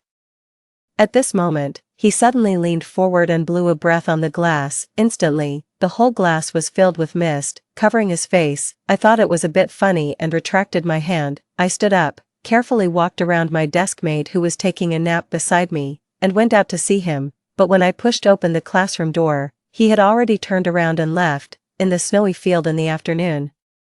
The back of the person wearing a white down jacket almost blended in with the snowflakes. On the windowsill, there was a cup of packaged milk tea left. It was the winter limited edition of the milk tea shop that I had just forwarded to him, probably because he had kept it in his arms all the way. When I took the milk tea in my hand, it was still steaming. Did this person make a detour to the school before the competition just to give me a cup of milk tea? He didn't even say a word.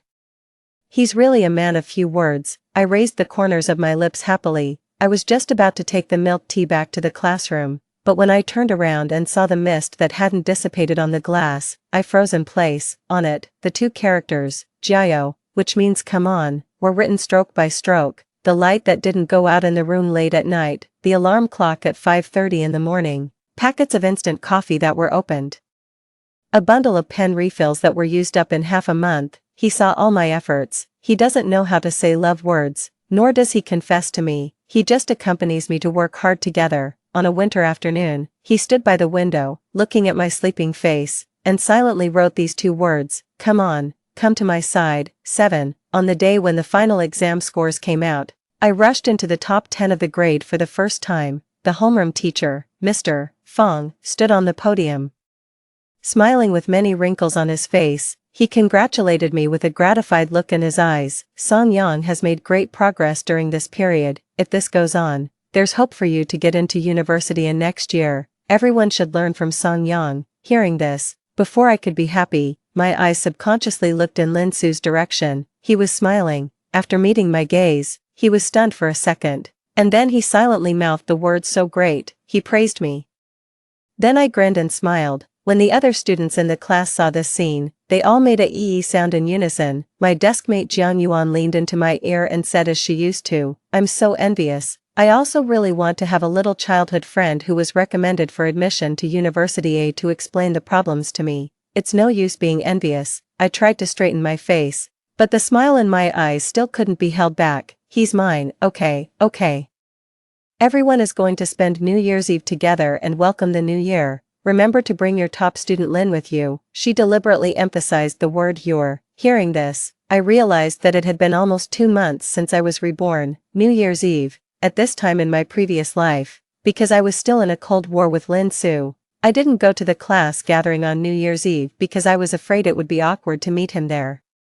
But later I found out that Lin Su didn't go either that night. He didn't go because he was afraid I would be embarrassed. He always seems to protect me in his own way. Quietly, after thinking about it, I extended an invitation to him on the way home. Okay, he agreed without hesitation, and then he said a bit reluctantly, but I have to go to my grandma's house first that night. Is it okay for you to go by yourself first? Am I a little kid who has to be accompanied by you?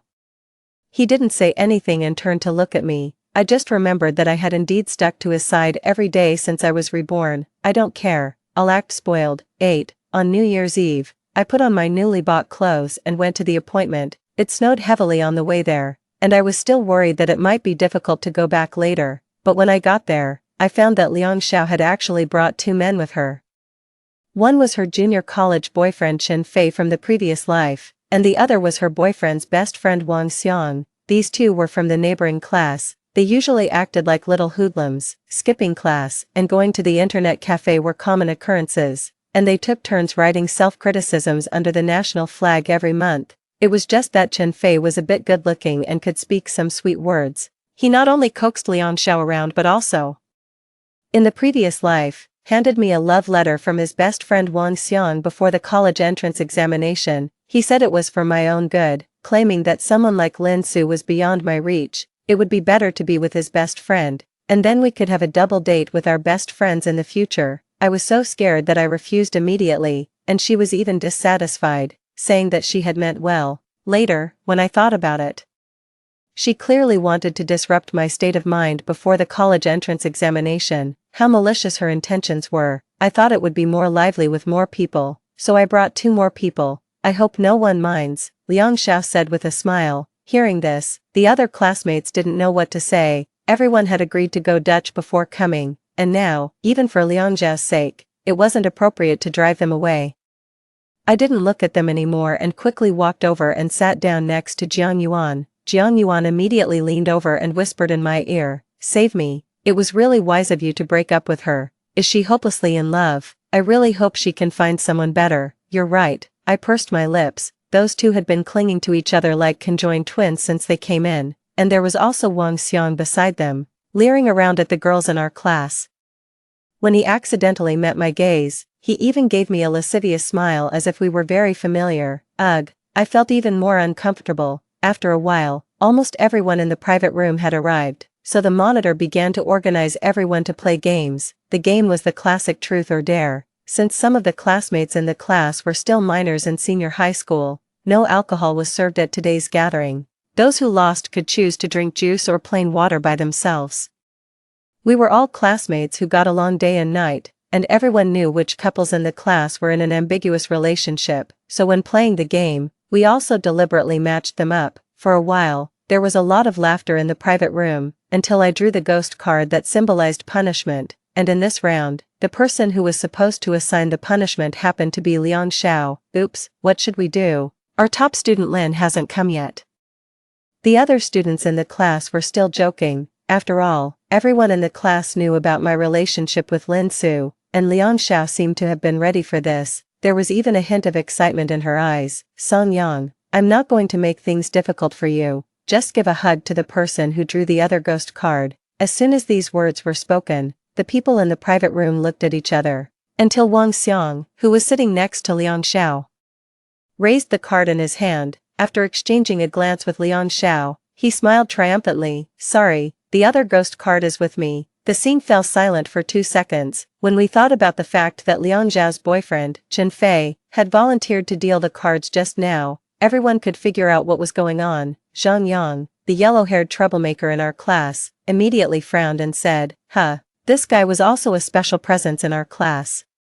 Because his family was wealthy, when he entered the school, his father directly donated a teaching building to the school, so even though his grades were terrible, he had dyed his hair unruly yellow, and he was often absent from class or late. Still no one dared to say a word to him. "Liang Xiao, are you fucking crazy, helping outsiders to bully our classmate?" As soon as these words were spoken, the other students in the class also frowned and looked at Liang Xiao and the other 2. "Yeah.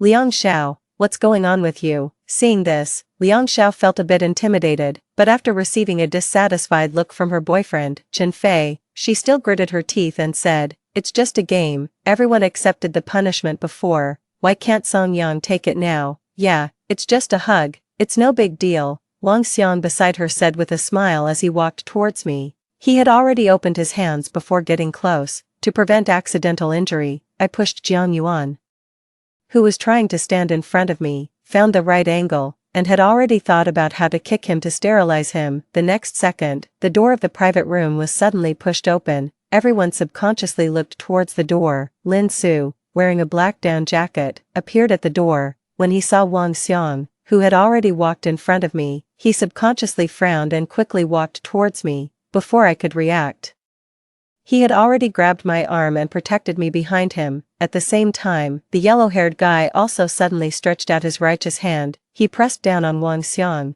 who was half a head shorter than him, and then, like pushing a row of dominoes, he also pushed Liang Xiao and Chen Fei, who were behind Wang Xiang, to the ground, making them fall flat on their faces. Are you fucking out of your mind? A toad wants to eat swan meat. The yellow-haired guy was very angry. He was a bit of a ruffian, but he wasn't stupid, and he had a very righteous heart. You look like a pumpkin. Do you think you're worthy of hugging the potential student of University A in our class? The lovebird couple fell together. The two love-struck people collided, making a sound like water splashing. Damn it, who are you? Liang Zhao's boyfriend obviously knew Zhang Yang's identity and didn't dare to talk back to him, so he covered his head and stared fiercely at Lin Su, who was standing in front of me. This guy was the one who made bombs with his own hands. I thought this in my heart and tried my best to hold back the words "stay away from me if you don't want to be means blown to death" that came to my lips, and took the initiative to affectionately take Lin Su's arm. He's my neighbor's younger brother who grew up with me. As soon as these words were spoken, Lin Su's body stiffened a bit, but he didn't shake off my hand.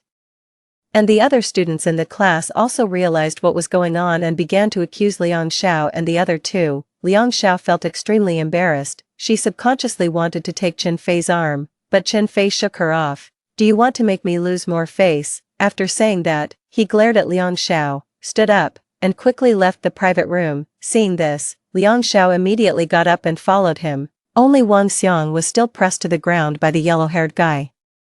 Meeting the yellow-haired guy's murderous gaze, he was so scared that he confessed everything. It's not my fault. Liang Xiao said she had a single best friend and wanted to introduce her to me as a girlfriend. Hearing this, the aura around Lin Su instantly turned cold. Just you. He only said these 3 words, but it made Wang Xiang's face turn extremely embarrassed. In an instant. Damn it, you're ugly, but you have such wild thoughts. The yellow-haired guy also kicked him angrily.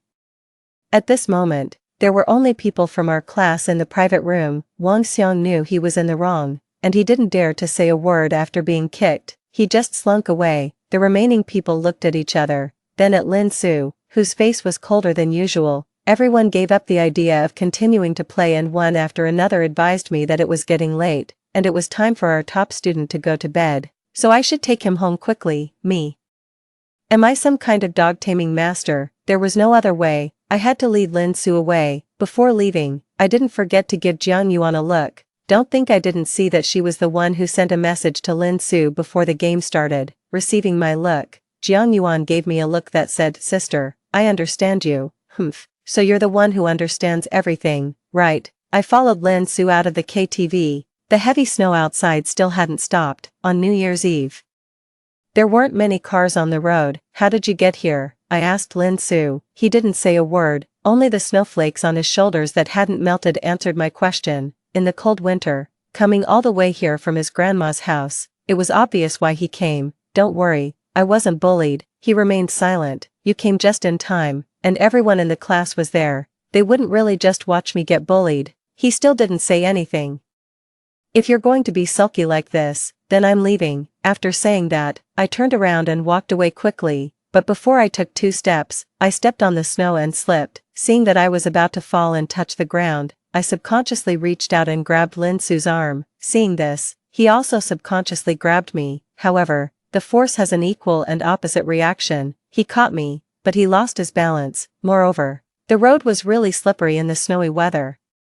So with a bang, he held me in his arms, and the two of us fell into the snow together. The snowflakes landed on the back of my neck that was exposed. Feeling a bit cool, I stared blankly at Lin Su, who was knocked down by me. We were so close that through his glasses, I could clearly see the eyes behind them. They were as clear as water, and there was only my figure in them. Meeting my gaze, his eyelashes trembled, and he suddenly said, "So, in your heart, I'm still just the neighbor's younger brother who grew up with you, huh?" His question came so suddenly that I didn't react for a moment. I couldn't help but exhale, and the breath just hit his face. So I watched as his face instantly turned bright red. He reached out and pushed my head away.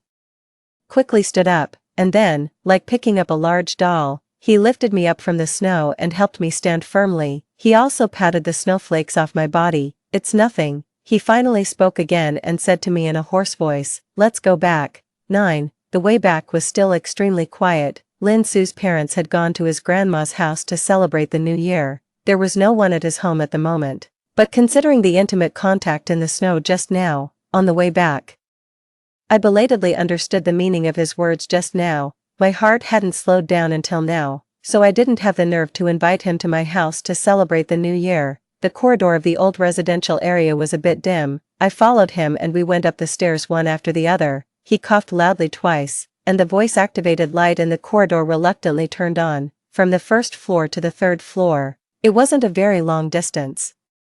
But because of the narrow corridor and the dim light, a bit of an ambiguous atmosphere was created, until he stopped in front of my house. "Go in," he said softly. The next second, the voice-activated light just went out. In the darkness, I suddenly felt a surge of courage welling up from somewhere, so I stepped forward, reached out, and quickly pulled off the thin-framed glasses on his nose. Before he could react, I stood on tiptoe. It was just a quick touch and then we separated. The next second, I immediately turned around and didn't dare to look at him again. I stamped my foot hard, and the voice-activated light turned on again. I handed him the glasses with my back to him, and the person behind me stood there in a daze for several seconds before reaching out to take them. Then I immediately took out the key, opened the door, and rushed in. My parents were watching the Spring Festival gala sketches and laughing happily. When they heard the sound of the door closing, they just looked up at me, back, then their eyes went back to the TV. I leaned against the door panel with my back, and my heart was pounding nonstop. Damn it, I was actually this brave. Thinking like this, I stood there and calmed down for more than 10 seconds,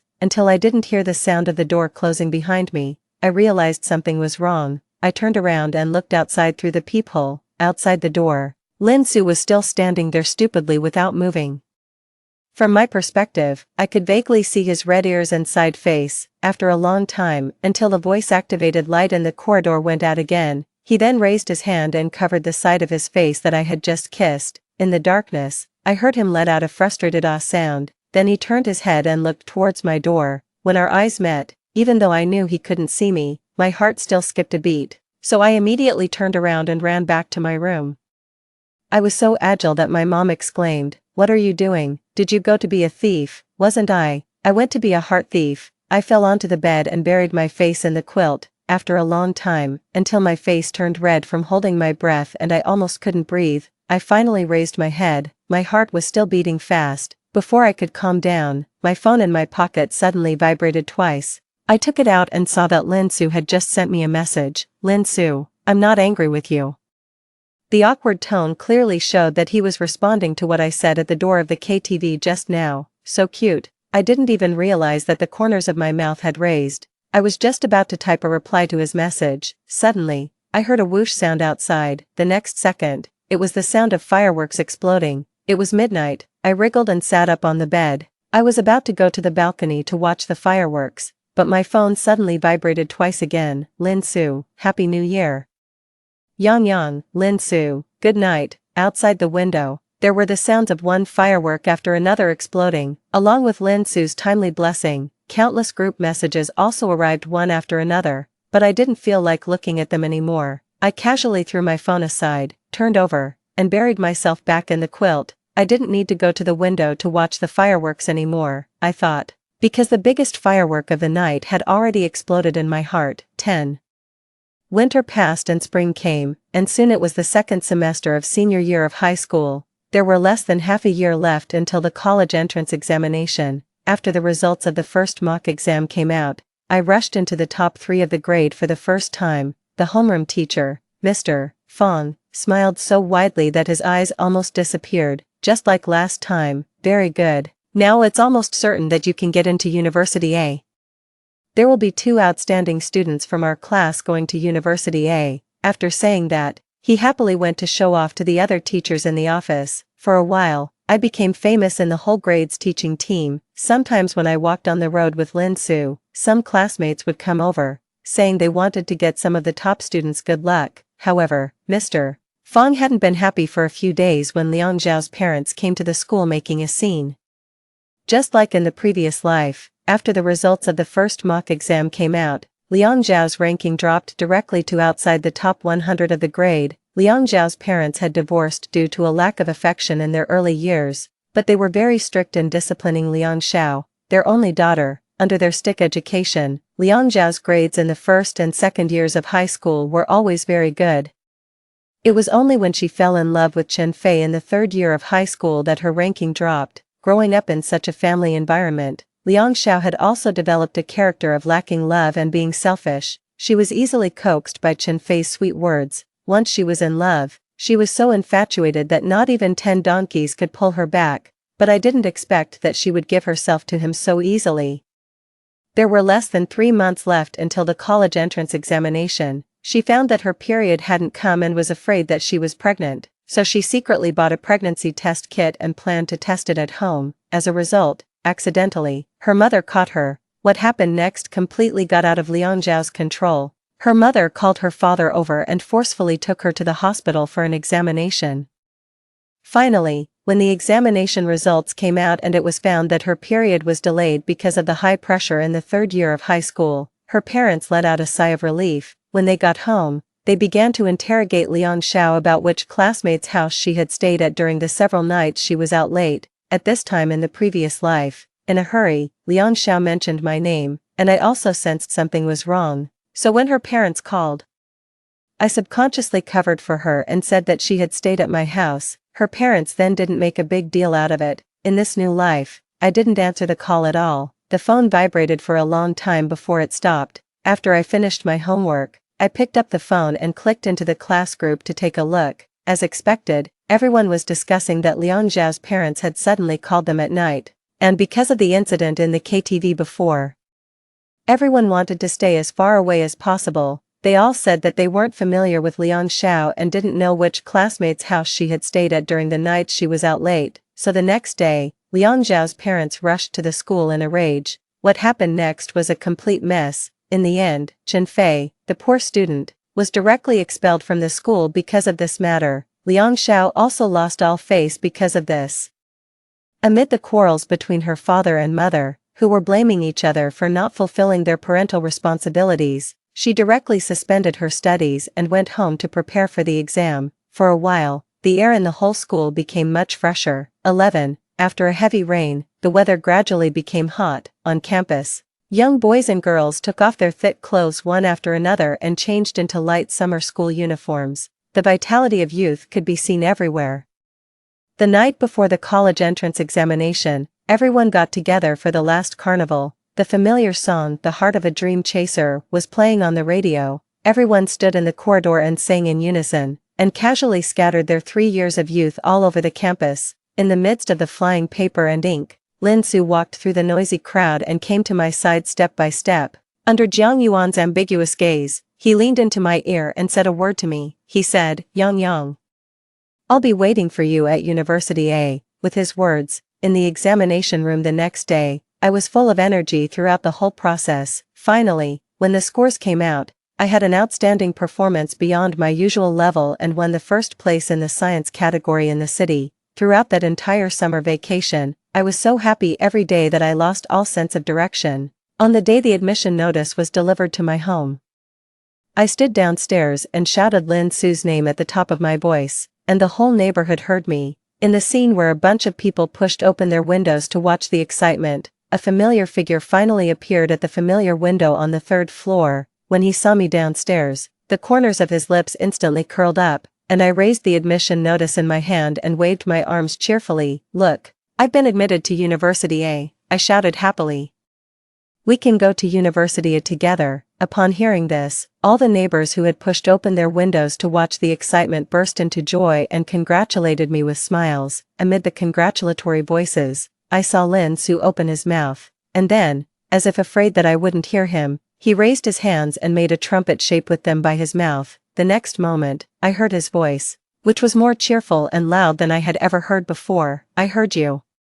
He curved his eyebrows and eyes and smiled more brightly than ever. let's go to university together, Yang. That night, Lin Su, who never posted on his social media, unexpectedly posted a status on his WeChat moments. The caption had only 2 words, Lin Su, congratulations. The accompanying picture showed 2 admission notices placed side by side. The golden embossed characters on them printed the full name of University A, shining brightly under the sunlight, right after him.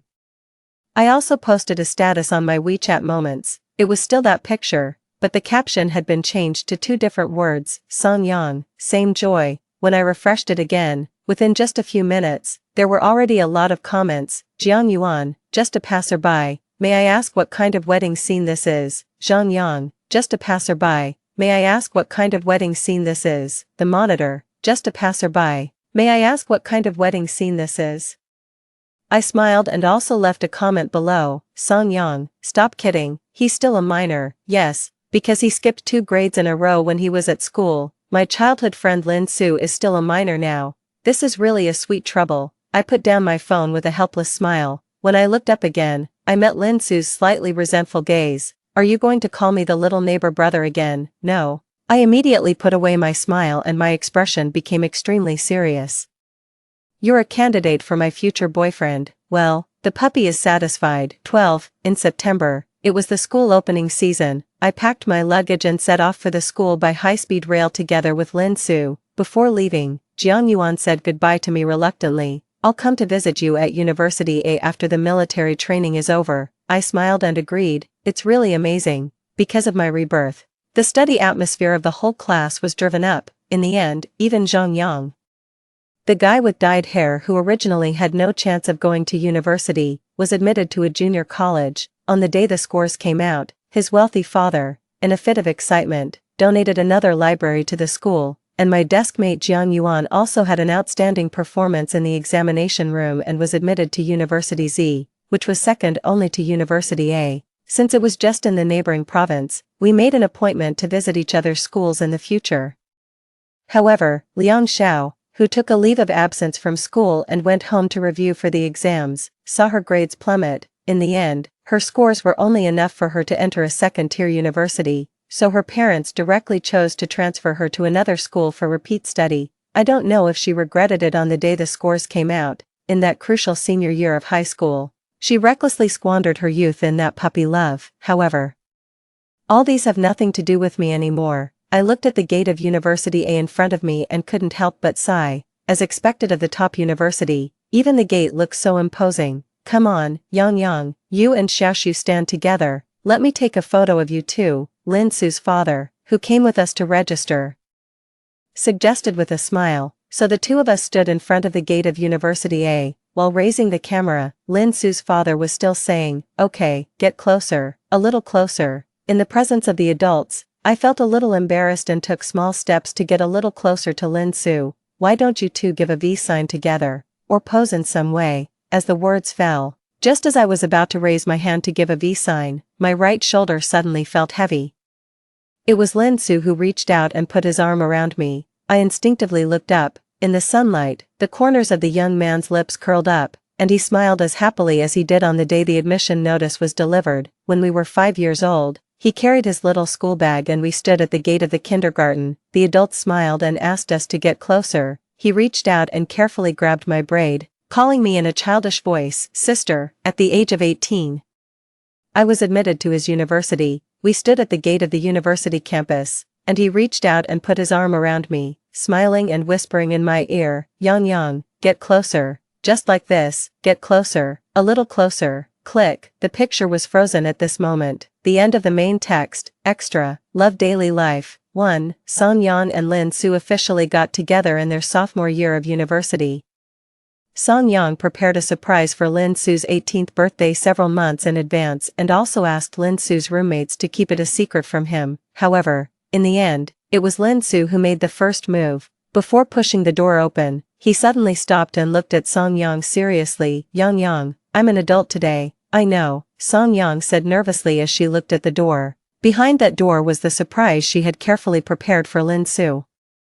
So much so that she missed the flash of nervousness in Lin Su's eyes. The next moment, there was still the familiar quick kiss. Then, Lin Su turned around and pushed the door open. The roommates who had been waiting behind the door immediately set off the streamers, accompanied by several bang-bang sounds. Colorful streamers fell from the sky, and everyone shouted happy birthday to Lin Su in unison. Only Song Yang, who was still standing at the door, stood there dumbfounded, covering her mouth with both hands, as if there was still a trace of the warmth from Lin Su's lips on them. Damn it, he did this again, but she was still so touched, too. During Song Yang's senior year of university, she went to an internship in a different place. The two of them had a long-distance relationship that lasted for half a year. It seemed that they had never been separated for such a long time since they were little. So when Song Yang received Lin Su's call late at night, she thought he just missed her suddenly. Yang, the math problems are so difficult, I don't know how to solve them, the person on the other end of the phone said in a pitiful tone, and the words he said made Song Yang a little slow to react for a moment. Seeing that Song Yang didn't reply, the person on the other end said softly again, but I will work hard so that I can go to school with you. It turned out that the reason for those 2 grade skips was actually like this. Song Yang thought it was a bit funny. After coaxing him to sleep, she finally saw the message that Lin Su's roommate had sent her half an hour ago. Lin Su's roommate, little sister-in-law. Today is another roommate's birthday. We all had a little drink together. Lin Su is drunk and is shouting that he wants to see his sister. I guess the sister he's shouting about must be you, Lin Su's roommate. When others get drunk, they either fall asleep immediately or act crazy. Only this guy is shouting that he wants to go to school with his sister while doing a whole set of advanced math problems. Lin Su's roommate, it's so scary. Is this what they call the pure love warrior? Song Yang. The next day after that night, when Lin Su woke up and looked at the completed advanced math problems, he pondered for a few seconds and then turned to ask his roommate, did you guys secretly finish my advanced math problems while I was asleep? Roommate, am I crazy? Why would I grab your problems to do? 3. After graduating from undergraduate studies, both Lin Su and Song Yang were recommended for postgraduate studies at their own university. The good news is that Jiang Yuan also got admitted to graduate school here. The bad news is that Lin Su has a little mother-in-law who competes with him for Song Yang's favor. Fortunately, the little mother-in-law fell in love at first sight with Lin Su's roommate, with Song Yang's matchmaking. The two started dating not long after, so the date for 3 people became a date for 4 people. Song Yang often sighs that with such a good friend and such a partner, her life is already complete. The next moment, taking advantage of the fact that the 2 people across the table weren't paying attention, Lin Su quickly kissed her and then asked seriously, if she and I both fall into the water, who will you save first? Song Yang, I remember you can swim. 4. Lin Su had a dream.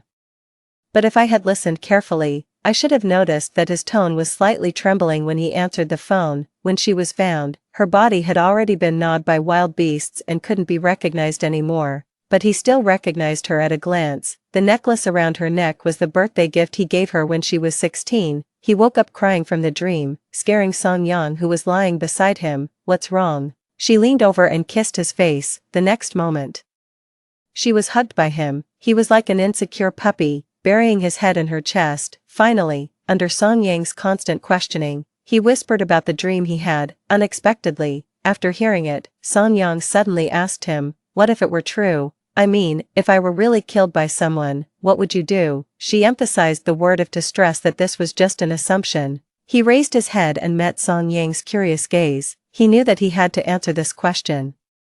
So he said without hesitation, then I'll blow them up. Song Yang was silent for a moment first, then she nodded in agreement. Good idea. So from that day on, in order to maintain world peace, Song Yang began to cherish her life especially much. Story 2. Our family went bankrupt, and my father forced me into an arranged marriage. They favored the gentle and refined elder brother, but I was drawn to the temperamental and unpredictable younger brother. Xiao Yan cornered me in the room, grasping my wrist and demanding coldly, Jiang Yi, have you lost your mind? You're supposed to marry my brother. I looked at the man in front of me, who, in a past life, had gone nearly insane with vengeance for me after my death. Xiao Yan, you are crazier than I am. 1. I don't like Xiao Hingyu, I like Xiao Yan. As my words fell, the faces around the dinner table shifted dramatically. What are you talking about, child? My mother yanked at me sharply, scolding me for talking nonsense. My father also frowned deeply, his voice low, urging me not to make a scene. In their eyes, Xiao Hingyu was exceptional and outstanding in every way. Xiao Yan, on the other hand, was the complete opposite, impulsive, violent, and a failure. Hearing my words, Xiao Yan across the table was equally stunned, his fork clattering onto his plate. Only Xiao Hingyu managed to maintain his composure. Forcing a stiff smile, "That's not bad either, a good thing." The faces of the Xiao Dongliang couple next to him turned pale, but they kept silent. After all, though my family was bankrupt, my father's position in the business world still held influence, and the Xiao family was currently involved in a major project at a critical stage. They naturally couldn't afford to completely fall out with us. "Let's eat, the food is getting cold." Recalling that Xiao Yan had suffered from stomach issues since childhood, I commented lightly. No one at the table made a sound, and they gradually bowed their heads. Xiao Yan, with a darkened face, ate silently, as if he hadn't eaten in days. I almost wanted to laugh, barely suppressing a smile. "Xiao Yan, long time no see, too." You can imagine how unpleasant this meal was. In the end, only Xiao Yan and I were still eating, one methodically, the other wolfing down his food as if starved. Not daring to look up, I glanced at the bowed head of Xiao Yan, then stood up, excusing myself to use the restroom. I made my way familiarly to the corner, but just as I had washed my hands and was about to leave, a tall figure hurriedly entered. "What did you mean by what you said earlier?" Xiao Yan, with furrowed brows and a grim face, leaned against the wall and asked me. I tilted my head, smiling. "Literally what I said. I don't like Xiao Hingyu. I like you. If I must marry into a family, I choose to marry you." Xiao Yan was taken aback, looking at me as if I were a fool. "You don't like Xiao Hingyu, you like me." "Yes, are you sick?" I twitched my mouth, at a loss for words. In Xiao Yan's eyes, as long as his brother was around, he was just a backdrop. How could anyone prefer him over his brother? Before I could respond, Xiao Yan's expression darkened, convinced I was mocking him. The next second, he punched the wall next to me, his gaze fierce. "Jiang Yi, I don't care what your motive is, stay away from me, otherwise, I'll teach you the meaning of regret." "Understood." Looking at the grim man before me,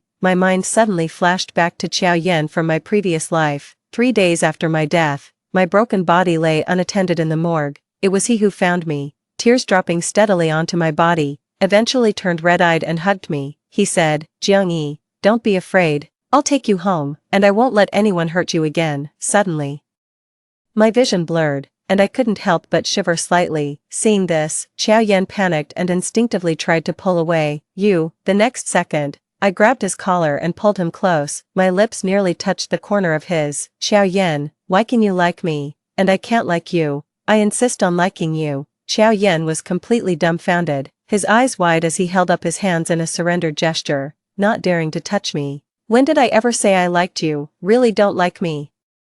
I stared intently at him, and after a moment, a slow smile formed on my lips. My fingers trailed down his collar, over his chest and waist, glancing down lightly. "What's this about then?" With a loud thud, Xiao Yan's face flushed from his neck to his ears. He pushed me away forcefully. "Are you crazy?" His eyes filled with panic. He quickly moved half a meter away from me, pointing at me. He told me to stay away from him. So I leaned against the wall, unaffected, and said, "What's wrong?"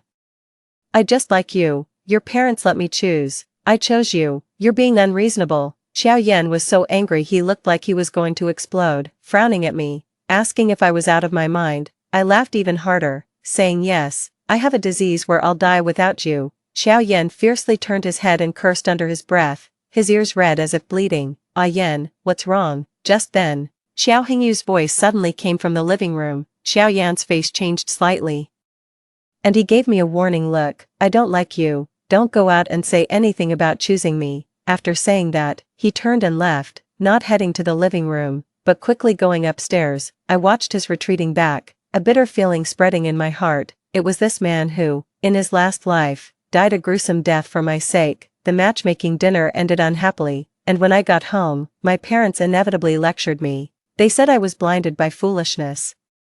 With Xiao Hingyu's excellent prospects right there, and yet I had set my heart on Xiao Yan. "You really don't know what's good for you," my father said furiously. My mother tried to soften the situation, suggesting that I invite Xiao Hingyu out alone another day to apologize and perhaps get closer. Looking at my blood-related family, my heart ached. "Mom, Dad, what if I told you that Xiao Hingyu is just a hypocritical scoundrel? Would you still insist on me marrying into his family?"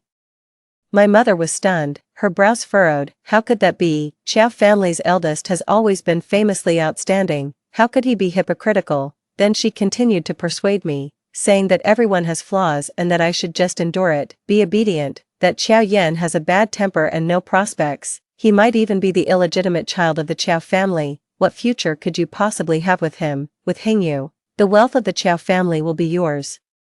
Watching my mother's heartfelt persuasion, I suddenly remembered, in my previous life, when I was half beaten to death by Chow Hingyu's domestic violence, they also advised me to endure, but they didn't know the torture I had suffered. Chow Hingyu, on the surface, was genteel and distinguished, but behind closed doors, he was a violent paranoid, having grown up under the oppressive expectations of his parents. He forced himself to excel, and all that pent-up dissatisfaction and pain, in the end, it all turned into post-human violence. Every time he came home drunk, he would turn everything into a beating, violently taking it out on me. Joe's parents were also beasts wearing human masks. They not only indulged him but even helped him threaten me. I tried to seek help from my parents, but all I got was their cold discouragement. Eventually, Joe Hingyu became even more ruthless, and after growing tired of me, he started dragging me into social interactions in business settings. I was living a life worse than death. On the brink of collapse, I became mentally unstable. He then engineered an accident to take my life, obtaining a substantial amount of insurance money. He also swapped his facade for the reputation of a loving, devoted husband. After my death, my parents didn't even consider investigating the truth. Only Zhou Yan. After my death, he erupted like a madman, step by step, relentlessly driving the people who harmed me into a corner. In the end, he jumped into the sea holding my ashes. I closed my eyes, and my heart gradually grew cold. In this life, I only want Zhou Yan. I clung to Zhou Yan, always finding excuses to seek him out under the pretext of looking for Zhou Hingyu. He was visibly annoyed, repeatedly turning me away with a scowl. Eventually, he simply started avoiding me, but having lived another life, I knew him well enough to easily find him at the racing club. He was dressed in a black racing suit, his athletic figure accentuated, broad shoulders and long legs fully displayed. This was much more provocative than wearing gray sweatpants. I narrowed my eyes and cursed under my breath for his indecency. I walked over just as a group of young men and women had gathered around him. One of the girls was about to hug him. I stepped forward quickly, hooking my arm around Zhou Yan's neck. Sorry, my fiancé doesn't like other women touching him. With that statement, the faces of everyone present changed. Zhou Yan's face turned red, and he pushed me away, saying, "What are you talking about?" He then stuttered as he introduced me to the others as his friend, not his fiancé. The onlookers shifted the topic with awkward laughs, not probing further.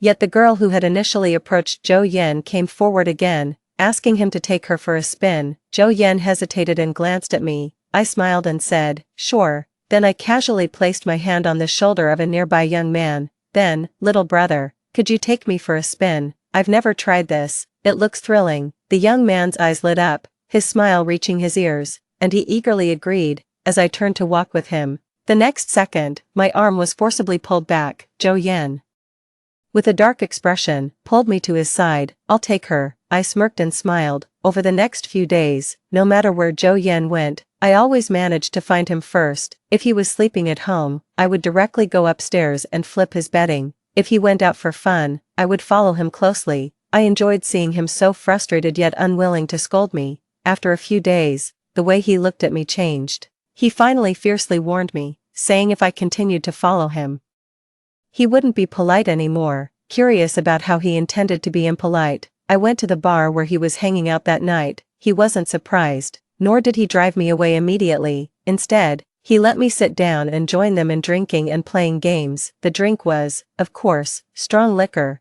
and the game was the cliched truth or dare. Unexpectedly, a girl dared to sit next to him. She had clearly been eyeing him for a long time. She was almost leaning entirely against him. After losing a game, someone in the crowd dared the girl to kiss Chow Yan. The girl's face turned red instantly and she looked at Chow Yan, saying it wouldn't be right. Chow Yan's expression was unreadable, and he didn't immediately object. This only made the crowd cheer louder. Seeing the girl glance at Chow Yan again, I suddenly realized what he was planning. He was using this girl to drive me away. I took a deep breath, feeling a bit angry. I knew that Xiao Yan kept pushing me away because he felt he couldn't control his own restlessness. He was afraid of hurting me and even more afraid that I would regret it. After all, in his eyes, he was just a failure. Although he didn't like Xiao Hingyu, at least Xiao Hingyu was capable of giving me what others might see as happiness. But what about him? Did it not hurt him to see me with Xiao Hingyu? I closed my eyes. And when I opened them again, I suddenly stood up. In the next second, under everyone's gaze, I straddled Xiao Yan. Glancing at the people around, I said, "Sorry, sister, but he's mine." Suddenly, there was complete silence around us. Xiao Yan's face changed drastically, and he stared at me, speechless. I slowly lowered my head and saw his Adam's apple bob sharply. "What are you doing, you?" After I spoke, I bit his lip. For a moment, it seemed as though the person beneath me had stopped breathing, but his warm chest reminded me that he was very much alive. Even after I pulled away, Xiao Yan still stared wide-eyed as if the sky had fallen. I couldn't help but laugh, yet suddenly felt a pang of sadness. Xiao Yan had kissed me, after I had died in a past life, after he had suppressed his feelings for so long. Unfortunately, by then, I could no longer feel his warmth. Coming back to my senses, Xiao Yan's face was flushed with a mix of red and white, furiously telling me to get off. Then he suddenly jumped up and rushed out. "Where are you going?" "To the restroom." Xiao Yan slammed the door, throwing me a threatening look before he left. "Don't follow me." I leaned back on the couch, unable to suppress a smile. He's so adorable. How had I not noticed this sooner? After Xiao Yan left, the others inevitably started discussing. I remained as unmovable as a mountain. The girl from before seemed unwilling to let it go, biting her lip and asking what my relationship with Xiao Yan was. I glanced at her and said, "Didn't you see just now? But brother Xiao Yan has never mentioned you before, so what?" I looked at the girl and said, "So you think he likes you, little sister? Don't deceive yourself about feelings." With that, I got up and walked to another couch. Out of sight, out of mind. However, unexpectedly, some clueless man came over to hit on me. His lecherous gaze swept over me as he offered to buy me a drink. He then put his hand on my shoulder. I was just about to frown when I heard a whoosh behind me. Before I could even turn around, the man next to me was knocked to the ground with a punch. Xiao Yan grabbed his collar and said sternly, "Are you out of your mind?" The man was almost knocked senseless and started to struggle as he came to his senses. "What the hell is wrong with you? What does me offering her a drink have to do with you? Let him go." Xiao Yan's expression turned cold, and he decisively threw another punch. "Say that again if you dare." Seeing that Xiao Yan's demeanor was somewhat off, I felt a sinking feeling and stood up. The man, unwilling to be beaten, stubbornly continued to provoke Xiao Yan despite the consequences, yelling that he was crazy. In the next moment, Xiao Yan's expression completely changed. He grabbed a wine bottle from nearby and smashed it hard on the man's head. He then began to punch the man repeatedly in the head. As blood splattered and screams erupted around us, chaos ensued. Seeing that the man on the ground was almost unable to breathe, I gritted my teeth and threw myself at Xiao Yan, hugging him. "Enough, stop it." Xiao Yan ignored me, his elbow harshly brushing past my cheek. Enduring the pain, I continued to call out to him, desperately turning his head towards me. "Look at me, Yan." Xiao Yan's fist suddenly froze mid-air, his dark, hollow pupils quickly constricting. Seconds later, his breathing gradually slowed down. I sighed in relief and pressed him against my chest. "It's okay now, it's over." Under my continuous comfort, Xiao Yan finally calmed down. His demeanor turned eerily calm. Soon the police arrived, and I accompanied him to make a statement. He was very quiet throughout, said everything that needed to be said, and finally paid a fine. Not until we left the police station, he suddenly turned to me and asked, "Aren't you afraid of me?" I shook my head, about to speak again. He abruptly cut me off. "Jiang Yi, I am sick, do you understand?" He pointed to his temple, his dark eyes fixating on me. Word by word he said, "I can't control my violence, choosing me. Aren't you afraid that one day I might kill you?" I opened my mouth to speak, saying he wouldn't, but he asked me why I thought he wouldn't. "Without you, I could continue to live carefree, but with you, I have to be constantly vigilant about controlling myself. You are a burden, understand?" My heart skipped a beat. Looking at him I asked, "Do you really think that? What if I say, your brother is a hypocritical beast?" His eyes darkened with craziness, his eyebrows slowly furrowing, yet he remained silent for a long while, as if pondering the meaning of my words. I looked at him, nodded slowly after a moment. "All right. You prefer I choose your brother, right, as you wish. On the third day after my fallout with Qiao Yan, the Qiao family held an early birthday party for Qiao Hingyu. Many high-profile guests attended, and naturally, my parents brought me along. However, what I never expected was that they had conspired with Mr. and Mrs. Qiao Dongliang to set me up. As I stood there unsuspecting, Qiao Hingyu stood on stage announcing some good news. He then gently smiled at me. "Xiaoyi, come up here." Holding my glass, I froze in place, my eyebrows furrowing tighter, but before I could even react, my parents pushed me onto the stage. Amidst the enthusiastic applause and murmurs from below, Zhang's daughter, Jiang Yi, "Does this mean a marriage alliance? Should we say it or not? These two are quite a match in terms of talent and beauty, but wasn't there recently a scandal involving the Jiang family? So, isn't this Jiang family reaching above their station?" Amidst the noise, it felt as if I had suddenly returned to a previous life. At my wedding with Qiao Hingyu, the night before the wedding, I caught Qiao Hingyu cheating. Furious, I demanded to call off the engagement. In the dressing room, he slapped me hard, revealing his true nature. But by then, I was trapped with no way out. As I walked down the aisle, I fought back tears, desperately hoping for someone to save me, but no one came. Qiao Yan had already left before any of this unfolded, and I hadn't even noticed him.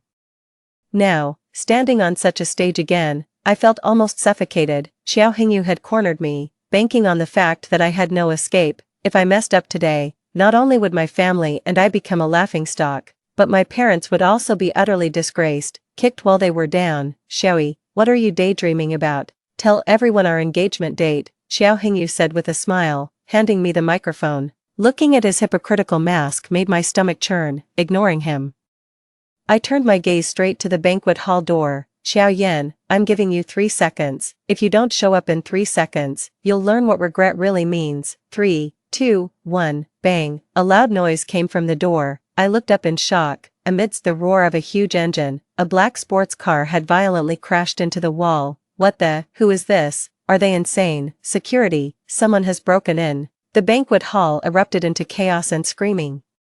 I stared at the familiar sports car not far away, my eyes twitching. "I asked you to come, not to fly here." The next second, the car door opened, a long leg clad in a black and red racing suit stepped out, then, revealing a lean waist and well-defined chest muscles, Qiao Yan, draped in a black jacket, removed his helmet. His damp hair swayed slightly as his piercing gaze fixed directly on me. Our eyes met, and I gasped, "Damn.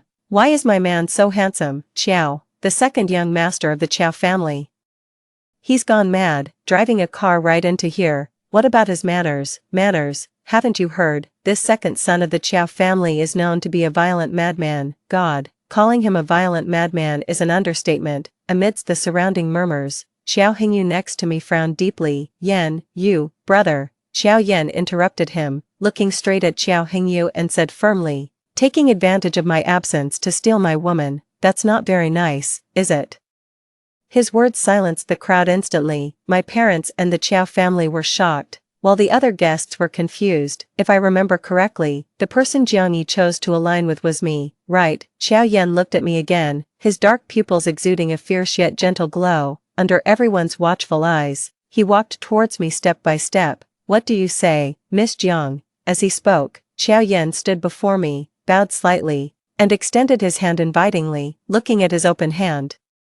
My heart started pounding wildly, my eyes suddenly felt sore. It was as if I had crossed the torrents of time, standing once again on the wedding stage of a past life. But this time, someone had come to save me. Yes, the moment I placed my hand in Qiao Yan's, he gripped it tightly. The warmth of his palm spread to the center of my hand, and I truly felt my rebirth at that moment. The nightmares of my past life were slowly drifting away, and the future was symbolized by the hands tightly clasped between Qiao Yan and myself. Jiang Yi, seeing how well Qiao Yan and I got along, Qiao Hingyu couldn't hide his displeasure and scowled beside us, but before he could say anything more, Qiao Yan snorted coldly and pulled me away. Ignoring everyone else, he led me straight out of the banquet hall. I had initially thought about staying back for a few minutes to manage the situation, but looking at Qiao Yan's resolute profile, I decided otherwise. Was there anything more important than him right now? Following Qiao Yan out, I saw another sports car parked nearby with a man dressed in a racing suit inside. His mouth fell open in astonishment when he saw Qiao Yan leading me out. "Damn, you're serious, Yan bro. You just snatched her away like that. Cut the chatter, move it, Xiao Yan said impatiently, frowning as he snatched the car keys from his hand and pushed him aside. The car's over there, go drive it yourself. I'm leaving. As he finished speaking, he had already pressed me into the passenger seat. I was still dazed and hadn't even fastened my seatbelt. Come on, Xiao Yan, growing even more impatient, leaned over to help me, but the seatbelt got stuck after a few tugs. Half of him was leaning over me, neither advancing nor retreating, and his ears flushed red. What the hell is this? I couldn't help but laugh, which inadvertently made my chest brush against his arm. Almost instantly, Xiao Yan recoiled as if he had seen a ghost. You, do it yourself. He was almost steaming, his face dark yet flushed. The man outside the car looked puzzled. I cleared my throat, restrained my laughter, and fastened my seatbelt myself. The next second, the car zoomed off. As if on fire, I slightly turned my head, observing Xiao Yan's flushed profile, barely containing my laughter. After a while, the redness on his neck finally subsided, but his expression grew somber. That day you called Xiao Hingyu a beast. What did you mean? What has he done to you? My lips quirked slightly, but I still kept my eyes on Xiao Yan, thinking of asking me now. Isn't it a bit late? I spoke calmly. After all, he had already disrupted Xiao Hingyu's birthday party, effectively tying his fate to mine. However, Xiao Yan frowned and mentioned that he hadn't intended to cause such a big scene. If it weren't for that fool insisting I bet on racing with him, I wouldn't have been late. I glanced at the car logo in front of us and raised my eyebrows slightly. So, this car is the result of that bet. I suddenly remembered that in my previous life, on the day I married Xiao Hingyu, he seemed to have had a car accident. After that, he never touched racing again. My brow furrowed, about to speak, but he interrupted me again. And don't think that this means I'm committed to you. I'm just trying to help you, and I want to understand what exactly you know, Xiao Yan said sternly, keeping his gaze straight ahead, adding that although he didn't have the wealth and power of the Qiao family, he would do his best to help the Jiang family. I looked at him, narrowing my eyes, remaining silent. Seeing that I didn't respond, he frowned, hesitated for a while, and then said, if you don't want to enter into an arranged marriage with me, just let me know. I'll think of another way for you. Xiao Yan, if you say one more word, I'll pounce on you right here. I stared coldly at Xiao Yan. For a full 3 seconds, there was dead silence in the car. Xiao Yan mechanically turned his head, his eyes wide with a hint of confusion and mostly filled with terror. To say such things now? You're being irresponsible and shamelessly denying any connection after the fact. No, that's not what I meant. What do you mean by not what you meant? Am I holding you back, troubling you, or forcing you? I narrowed my eyes and leaned slightly towards Xiao Yan. Why crash the party if you didn't want an arranged marriage? Being so aggrieved, you might as well send me back to Xiao Hingyu. It's just a dead end anyway. It's better than being despised here. Xiao Yan was stupefied, not even looking ahead as he spoke to me in haste. What are you talking about? What death? I told you, I didn't mean it like that.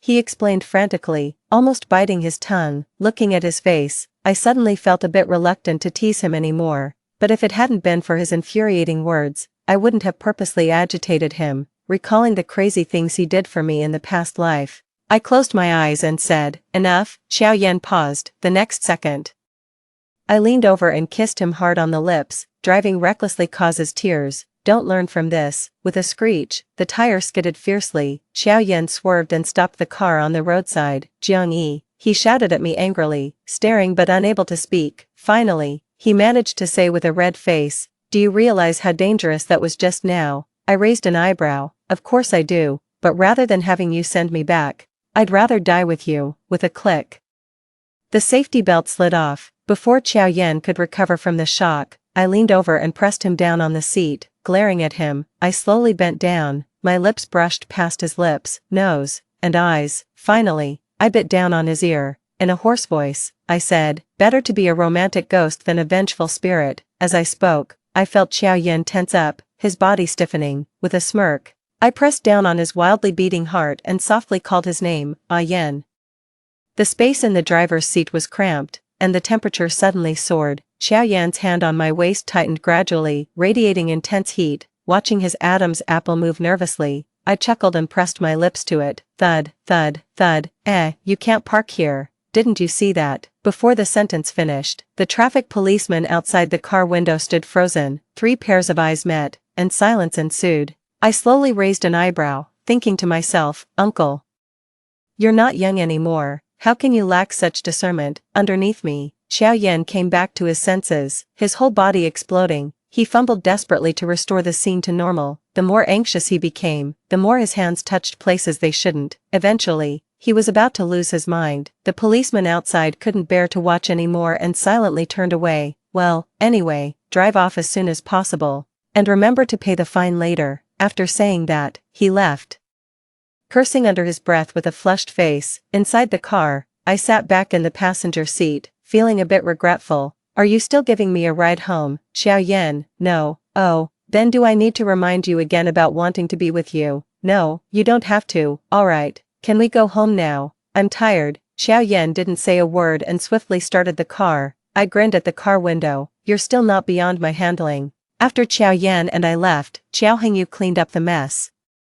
To maintain his image as a humble gentleman, he publicly announced that I had chosen his brother. Since his brother wasn't there, he looked after me on his behalf, and in reality, he was about to announce the good news about Xiao Yan and me. He also subtly suggested that Xiao Yan had his own merits, hoping that Xiao Yan and I would receive everyone's blessings. With these grand-sounding words, Xiao Yan and I instantly became the target of public criticism. Some criticized me, saying the esteemed Miss Jiang, ignored such an admirable elder brother to choose a worthless man. Others cursed Xiao Yan, listing the outrageous things he had done over the years, mocking him for being worlds apart from Xiao Hengyu, noting that such disgusting actions were not surprising. What a pity for the great young master Xiao, a 1 in 100 talent, to be insulted like this. Exactly. But I don't think Xiao II and Miss Jiang will last long, an ignorant girl and a deranged brute.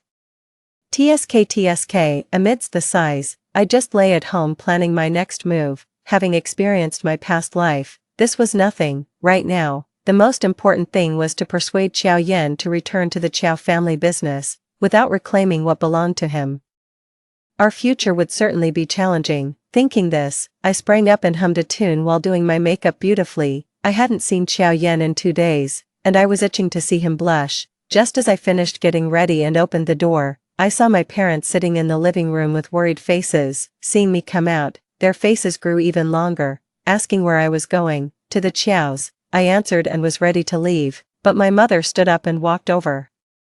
Judging by her expression, I knew she was about to scold me again for choosing Xiao Yan. I raised my hand to stop her. "Mom, don't worry about the issues at home, the Qiao family won't dare not help. As for the rest," I looked at my mom and said word by word, "You never interfered with my life before, and there's no need to start now. I will provide you with a carefree life, but beyond that, nothing else." After saying that, I left without looking back. In my previous life after I died, my soul somehow didn't dissipate. That's why I could see what Xiao Yan did for me. I also saw my parents. I saw them grieve for a while, but then they followed the Qiao family's suggestion and moved abroad. They even adopted a godson overseas. It didn't take long for them to move on from my death. I should have guessed it. The Jiang family, having only one daughter, didn't really love me. In the face of money and power, I was insignificant, and they didn't like having a daughter.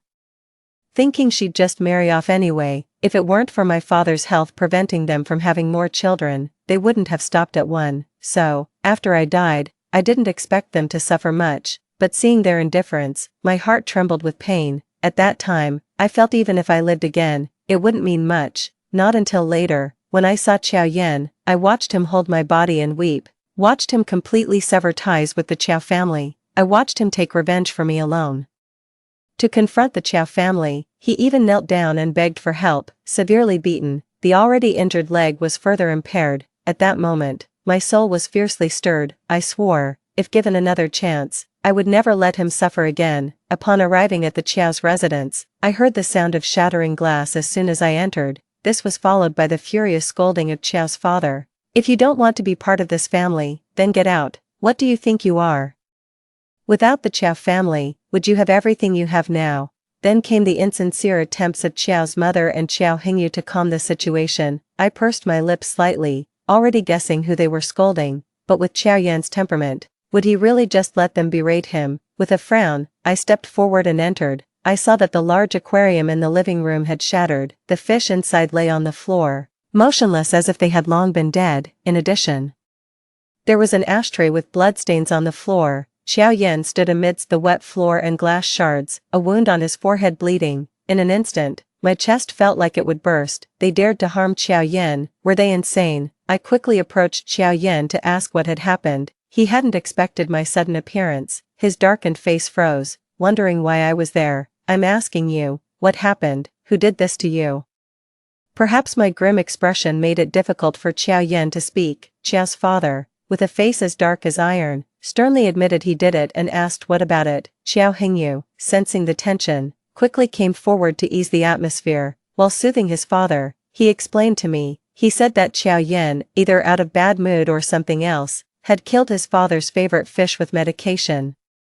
It has been confirmed that the powder was a medication Xiao Yan takes for managing his emotions. Father was a bit upset and gave him a lecture. Before he could finish, flashes of past events surged in my mind. In an instant, I glared at Xiao Hengyu, wishing I could end him right there. Taking a deep breath, I stood still. Instead, I turned to look at Xiao Yan. Did you administer the medication? Xiao Yan was startled, denying it immediately, but then he lowered his head, his face growing cold. Let it be, if they say so, it doesn't matter. I insisted it did matter. Why should you suffer for something you didn't do? Turning to the Qiao family, my gaze fell on Xiao Hengyu. If I remember correctly, he's also on similar medication. Why didn't my uncle and aunt suspect him? Xiao's mother, taken aback, quickly glanced at her son, not concerned whether he was guilty, but shocked that he was taking medication. Xiao Hengyu's face momentarily stiffened, then he retorted. I don't know where you heard that, but I'm healthy and don't take any medication. Bullshit. I interrupted him calmly, stating that he had told me himself. Xiao Hengyu turned visibly more upset, but before he could speak, I cut him off. If you don't believe it, why don't you have someone check his room? Xiao's father, already looking grim, became even more enraged after my persistent questioning and unreserved language. Miss Jiang, are you suggesting I wronged Xiao Yan? Someone go and check. I want to see who exactly is being wronged here. At that command, two subordinates immediately headed upstairs. Xiao Hengyu's expression completely changed. He tried to stop it, but it was too late. He could only watch helplessly as two of his men quickly came down from upstairs with an additional bottle of medicine in hand. Mr. Xiao, this medicine, it was indeed found in young Master Qiao's room, one of them said. This statement changed the expressions of everyone present, however.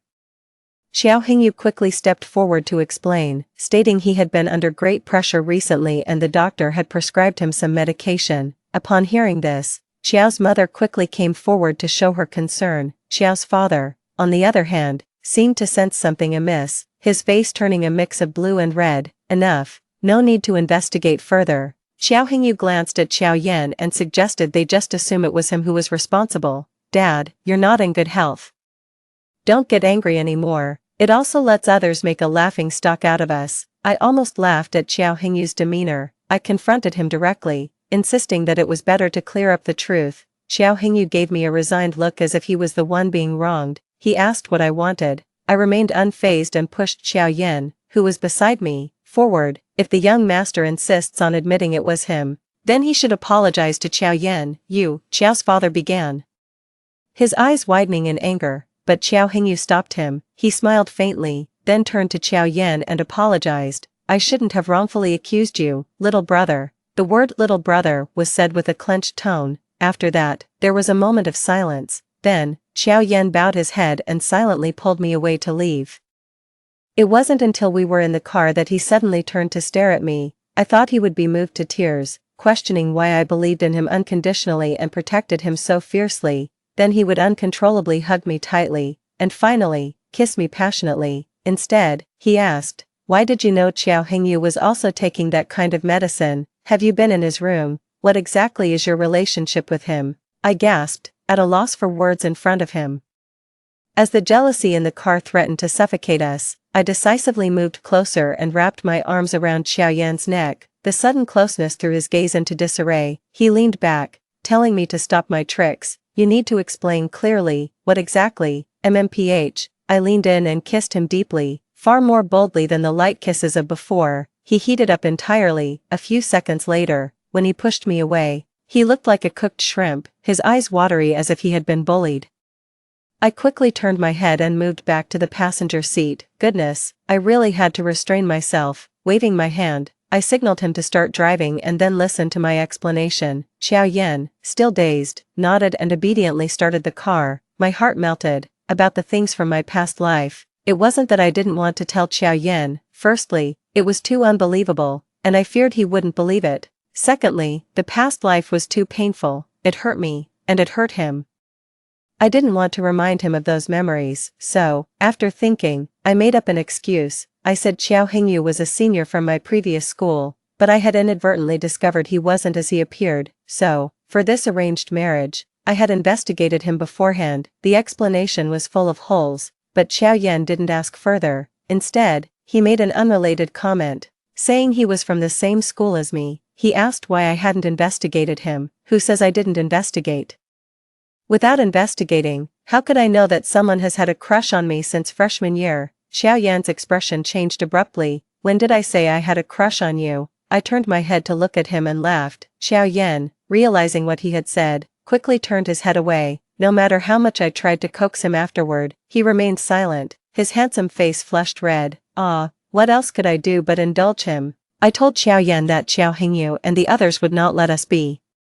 If we didn't take back the ownership rights that belonged to him, we would end up ruined and with nothing. Only with capital could we confront them. Xiao Yan frowned but said nothing. I knew he had shares in the Qiao Corporation, but he never managed them. They were the inheritance left by his birth mother, and the more he engaged with it, the more he would miss his mother. But in our previous life, it was because these shares were stolen that his circumstances became so difficult. I couldn't let us go through the same ordeal again. Gently touching Xiao Yan's face, I looked at him seriously and said, I know you don't like dealing with these things. I promise, once we get through this, you can do whatever you want. From now on, I'll support you. I will always be with you. Xiao Yan was taken aback, his pupils shaking violently. The next second, he pulled me tightly into his embrace. I blinked, somewhat puzzled, but soon he let go of me and awkwardly said, Who needs your support? I'm perfectly capable. I wasn't unwilling to fight before. I was just worried that problems could affect the Jiang family. Your parents must be really worried now, right? He paused, then said in a low voice, If things really go wrong, run as far as you can. Got it. It was only then that I realized why he had endured Father Qiao's abuse in the Qiao family. Feeling a pang in my heart, I decisively looked up and pecked him on the lips. I'm already yours. Where else could I run? Wherever you are is where I belong. Xiao Yan turned his face away, his eyes dark and unreadable, but after a few seconds, he gripped my hand tightly, almost crushing it. Jiang Yi, I won't let you lose. The next morning, Xiao Yan and I officially started our plan. In our previous life, Xiao Hingyu had me toyed with by his business partners, using me like some object to gain benefits for him. He even sent me to the beds of some old shareholders to stabilize the company. But it was also because of this that I was able to remember each of these people clearly in my heart. I knew exactly how many dirty deeds were hidden inside Qiao Corporation. I knew who was corrupt and who was clean, who was cunning and who was merely a facade. With my guidance, Xiao Yan quickly caught on to several of these rotten characters. Then at the shareholders' meeting, he appeared suddenly, catching everyone off guard. As his little assistant, I followed by his side.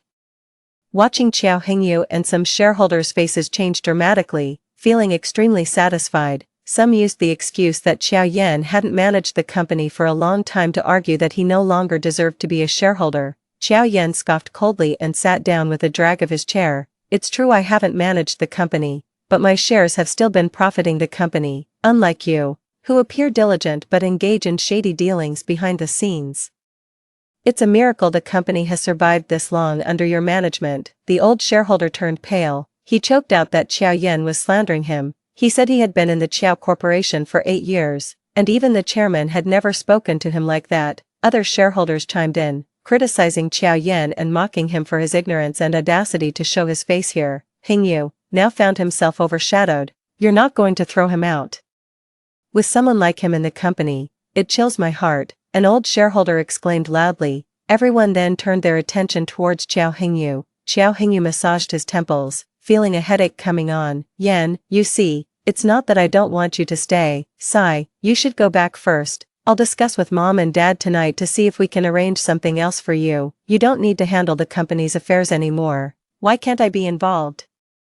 Has the Qiao family become so dominant now? Xiao Yan interrupted him calmly. He stated that his shares were there, and no one had the right to take away his rights. Mr. Kai, do you think I have wronged you? He squinted his eyes towards the old shareholder, his deep dark pupils flashing with a cold light. Then take a look at what these are. Saying so, he gestured towards me with a nod of his chin. Go, throw it in his face. I nodded, took a thick folder, walked over, and slammed the folder hard into the old shareholder's face. With a loud thud, the old shareholder, along with his chair, was knocked to the ground by me. The entire office fell silent. I dusted off my hands, which were not even dirty, and strutted back to Xiao Yan's side.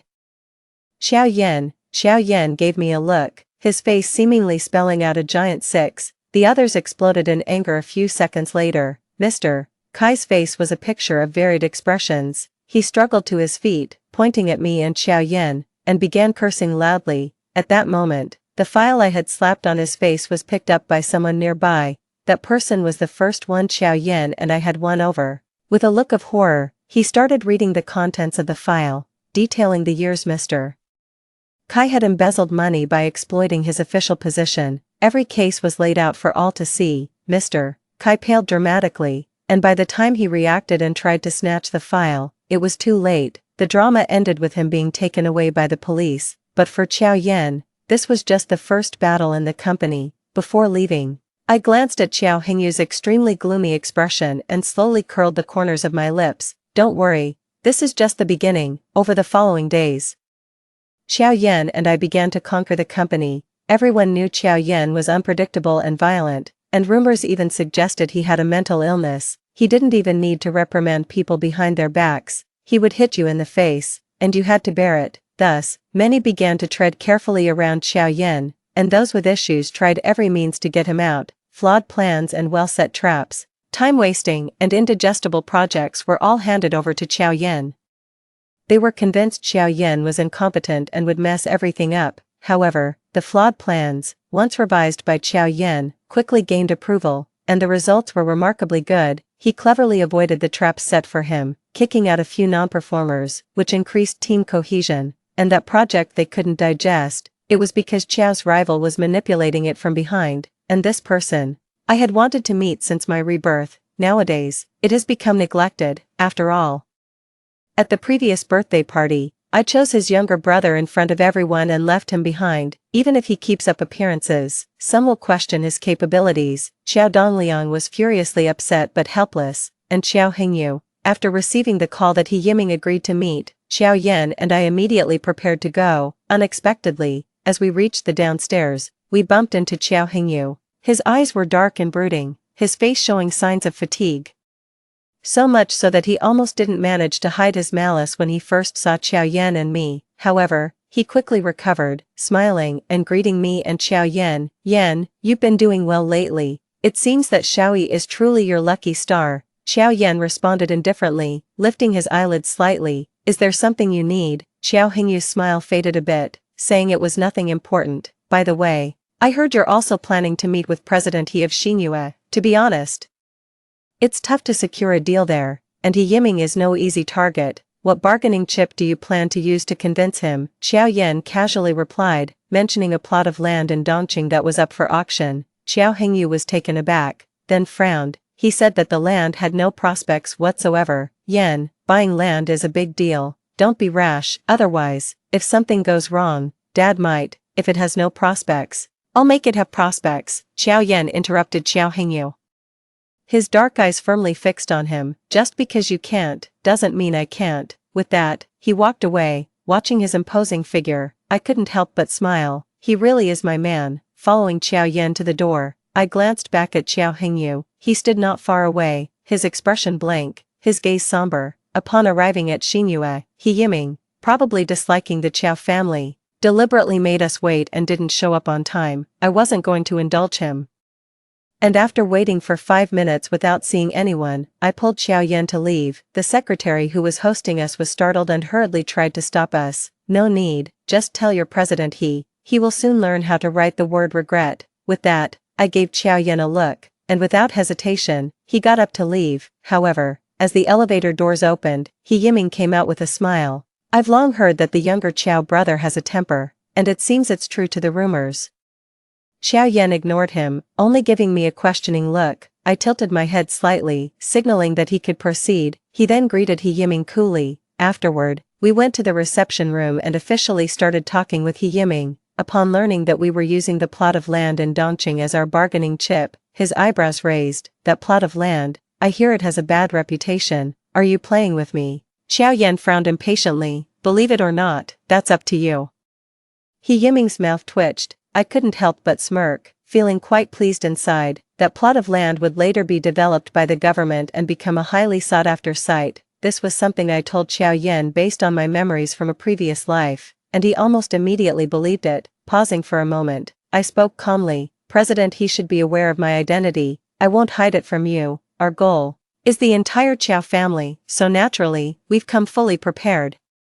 I stared at the man across from me whose expression had slightly changed, and said softly, it's up to you, President He, if you dare to take this gamble. As the words fell, He Yiming stared at me for a full 10 seconds, just as he was about to speak. Mr. He, have you seen enough? Xiao Yan spoke sternly, a dangerous glint in his eyes. I'm telling you. He Yiming almost failed to maintain his authoritative demeanor. She responded irritably that he had a wife. Xiao Yan continued to glare at him.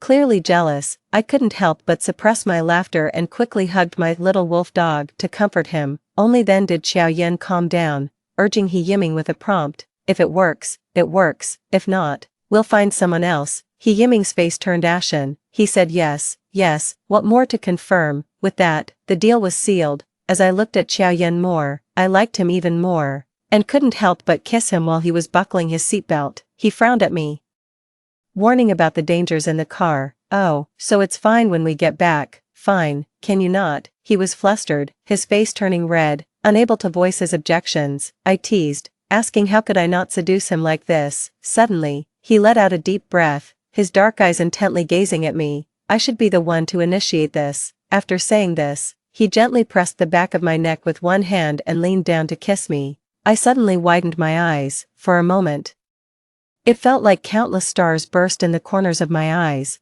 My heart stopped beating. Xiao Yan kissed my lips lightly, his movements gentle yet profoundly affectionate. My heart was completely captivated by him. Soon, Xiao Yan and I took a photo of the land in the eastern city. The internet erupted with ridicule and insults. This Qiao family's second son really has issues, buying a piece of unwanted land without even looking. Alas, the older Qiao sibling is so capable. How come the brother is so lacking? If the Qiao Corporation falls into his hands, it wouldn't last half a month. For a time, even the Qiao Corporation's people had complaints about Xiao Yan. Several shareholders even joined together to try to oust him, and even called Xiao Dongliang for this purpose. In the meeting room, Xiao Dongliang placated everyone with a smile, his greedy and selfish nature apparent in every wrinkle on his face. He criticized the recent actions of Xiao Yan with a dismissive remark, turning his head to glance at Xiao Yan, his lips slightly curled downwards. You don't need to worry about the company's affairs for now, just go do whatever you want. What about my shares? Xiao Yan asked. Looking up, Xiao Dongliang frowned unhappily, saying, what do you mean your shares? Those are the Qiao family's. In that instant, Xiao Yan's expression darkened significantly. He remained silent, but the chilling aura he emitted exerted a strong pressure, silencing the entire meeting room. I'll say this only once. Looking at the slightly changing expression of Xiao Dongliang, he enunciated every word, that's not yours or the Qiao family's. It belongs to my mother, you better not touch it. Xiao Dongliang opened his mouth, then coldly said, no one cares about that little bit of shares. Hing Yu, cash it out for him right now and then have him kicked out of the company. No. Xiao Yan coldly met his gaze, stating he didn't want the money. With that statement, the atmosphere in the meeting room instantly tensed. Everyone thought this meant he wasn't settling for a small portion, but aiming for something bigger. However, moments later, Xiao Yan only made one request to Xiao Dongliang. Xiao Dongliang paused, a flicker of confusion in his eyes, but he almost immediately agreed. Beside him, Xiao Hingyu's brow furrowed tightly, his lips moved as if he wanted to speak, but seeing the expression on Xiao father's face, he held back. I stood aside, frowning, my gaze remained fixed on Xiao Yan throughout, watching his expression grow colder and colder. I felt a sharp tug at my heart, something wasn't right with him. Xiao Yan, shall we go? I thought Xiao Yan might hesitate, show reluctance, or even resist me, but quickly, he turned and walked over. Confidently, he took my hand and we left together, yet, he remained silent until we got into the car. His grip on my hand was slightly tight. Looking down at his hand, I felt a pang of pain. Xiao Yan must have been thinking of his mother. Only after my rebirth did I have his background investigated. Xiao Yan's biological mother had passed away from an illness related to mental health when he was very young. I had seen a photo of his mother, a gentle and beautiful dancer with long hair that reached her waist, often dressed in a beige long skirt. In the photo, Xiao Yan, dressed in a small suit with a bow tie, looked exquisite and handsome. He was being led by his mother, dancing with her in the role of a male dance partner. It was the last dance of her life. Later that winter, his mother died. And the mother of Qiao Hengyu, who was older than him, moved in with her children. What he found even more unbearable was realizing his father had been unfaithful years before. In his agony, he screamed and broke down. But he was just a child and could do nothing. He followed his mother's advice and continued living well, but the pain he suppressed in his heart grew too much, increasingly making it hard for him to control his emotions. "Xiao Yan," I called out softly. Xiao Yan looked up immediately and said he was fine. Feeling the increasing pressure in his grip, I sighed and pulled him into my embrace. "Speak up if you're upset, curse if you feel like it, don't suppress any emotions in front of me." Xiao Yan shuddered violently and finally let go of my hand. "I'm sorry, I hurt you, it's okay, I know you didn't mean it." Xiao Yan didn't respond but lifted his arms to embrace me. A few seconds later, I heard muffled sobs close to my heart. Xiao Yan took deep breaths, hugging my waist tighter and tighter. Feeling his pain, I couldn't help but tear up myself. What people fear most isn't death, but living alone. That's true for both him and me. But together in each other's arms, we would never be alone again. "Don't worry, I'm here." After an indeterminate amount of time, the person in my arms struggled slightly. "Jiang Yi, it's stuffy." Startled, I let go of Xiao Yan. He quickly moved back to the driver's seat, his ears red as if bleeding.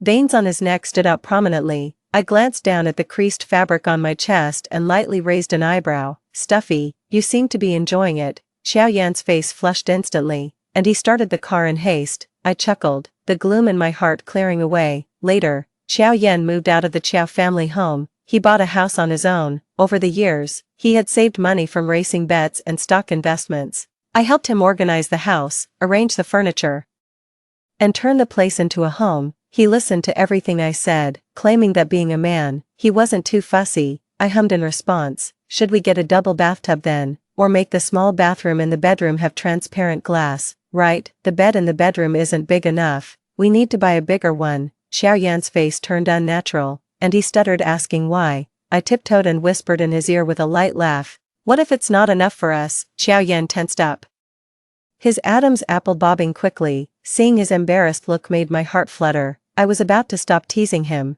but in the next second, he lifted me by the waist and threw me onto the bed, pressing down on me before I could bounce back. Then came a flurry of kisses. "Jiang Yi, what kind of engagement party do you want?" he asked, gripping my hand after the kiss. I paused, only then remembering that we had an engagement party to organize. Being from prestigious families, we had to follow certain protocols. Thinking it over, I said I'd go with whatever he suggested, as I didn't have any particular ideas. After all, both engagements and weddings weren't very appealing to me. Xiao Yan stayed silent for a moment, then just held me without a word. Half a month later, on the eve of our engagement party, the internet exploded. The plot of land Xiao Yan and I had was taken over by the government. They planned to develop the area heavily, with substantial investment expected.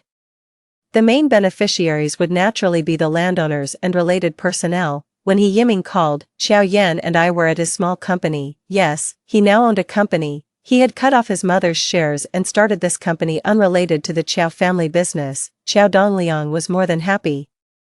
He considered Xiao Yan staying as a calamity for the Qiao family and was eager to push him out. But he and Qiao Hengyu probably couldn't guess that this was all part of our plan. Only by completely severing ties with the Qiao family could we can only breathe easy once the Qiao family falls from power. "Mr. Qiao, I'm sure you've seen the news about that plot of land on the internet," someone mentioned. He Min thanked them and then stated that he was ready to help whenever needed.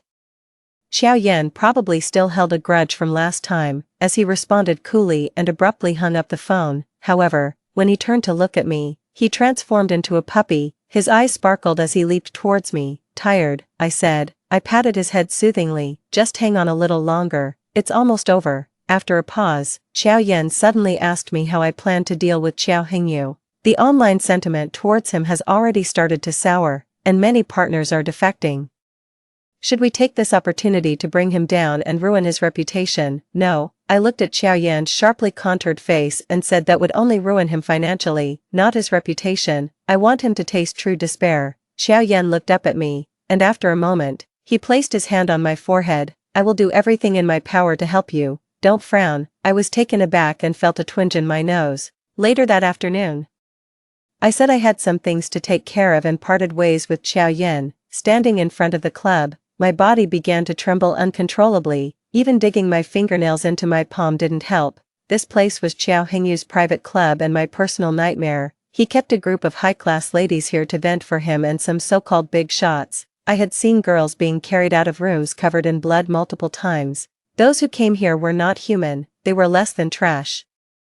After a moment, I closed my eyes and stepped inside. Having been reborn, I had already started making plans and had planted spies inside. I reached a floor that only VIPs could access and heard faint noises from the rooms. There were unbearable screams and desperate cries for help. Under the bizarre lighting, it was like a twisted hell. I walked through it, feeling as if every part of my body was in agony, but I kept moving forward. After meeting with my informant, I had them hand over everything they had recorded. Watching the videos of girls being abused and mistreated, I clenched my fingers tightly. After handling things there, I prepared to leave. Just as I reached the staircase, I saw Xiao Hengyu approaching with a trembling girl in his arms, his gaze cold and bloodthirsty. My heart sank, and I quickly retreated. For a moment, I didn't know whether to go forward or back. Going forward could ruin everything I had worked for.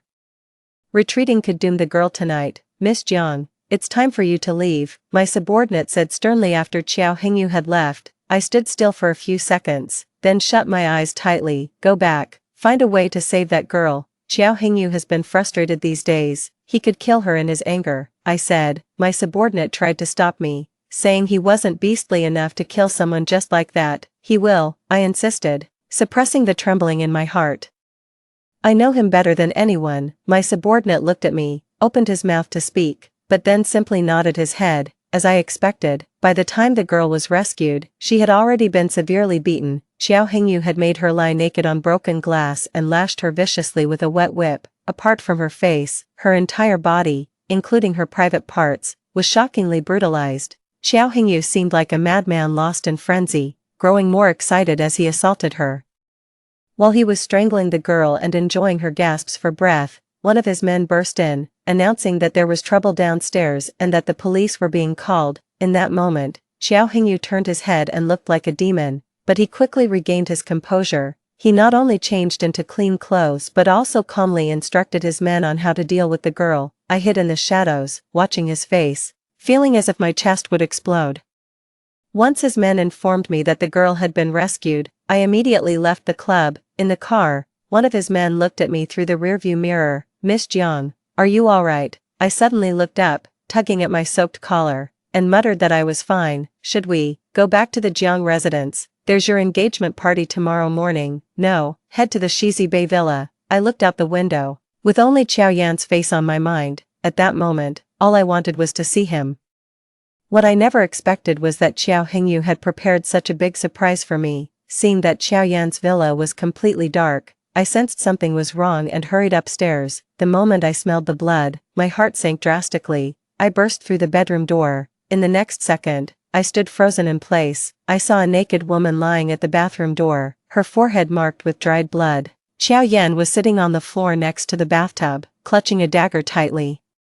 But the dagger was pointed not at someone else, but at himself. It was his own blood-soaked arm. His eyes were hollow, terrifyingly so, and his face was devoid of any color. He looked like a walking corpse. Seeing me, he paused for half a second, then picked up the dagger and stabbed again. No, I lunged forward, grabbing Xiao Yan's hand tightly. His strength was surprisingly great, but he remained stuck in place with me. I quickly turned my head, instructing my men to fetch a sedative from the car.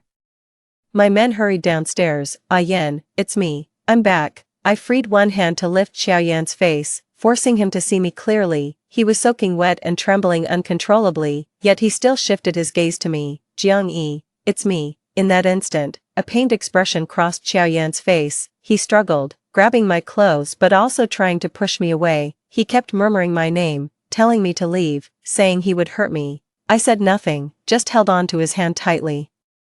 Soon my men came in and administered the sedative to Xiao Yan. He was still clutching my hand tightly as he passed out. I asked my men to help move him to the bed, never letting go of him. After a moment, I spoke hoarsely, "Check if that woman is still breathing." My men turned to look. In those few seconds, countless outcomes and contingencies flashed through my mind. The girl on the floor was no ordinary person. She was a wealthy young lady who had been clinging to Xiao Yan at the bar earlier.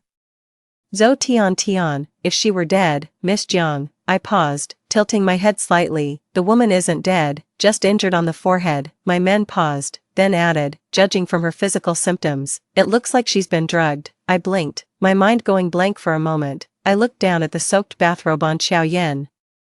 I nodded slightly. Understood. Get a doctor here to check her blood. Yes. My subordinate left with Zhou Tian, and the room fell completely silent. I stayed by Xiao Yan's side, feeling a chill spreading slowly within me. If I'm not mistaken, there must be reporters lurking around Xiao Yan's villa. They are eagerly watching, waiting to dig up a scandal involving Xiao Yan and Zhou Tian, making tomorrow's engagement party a backdrop for our scandalous reputation.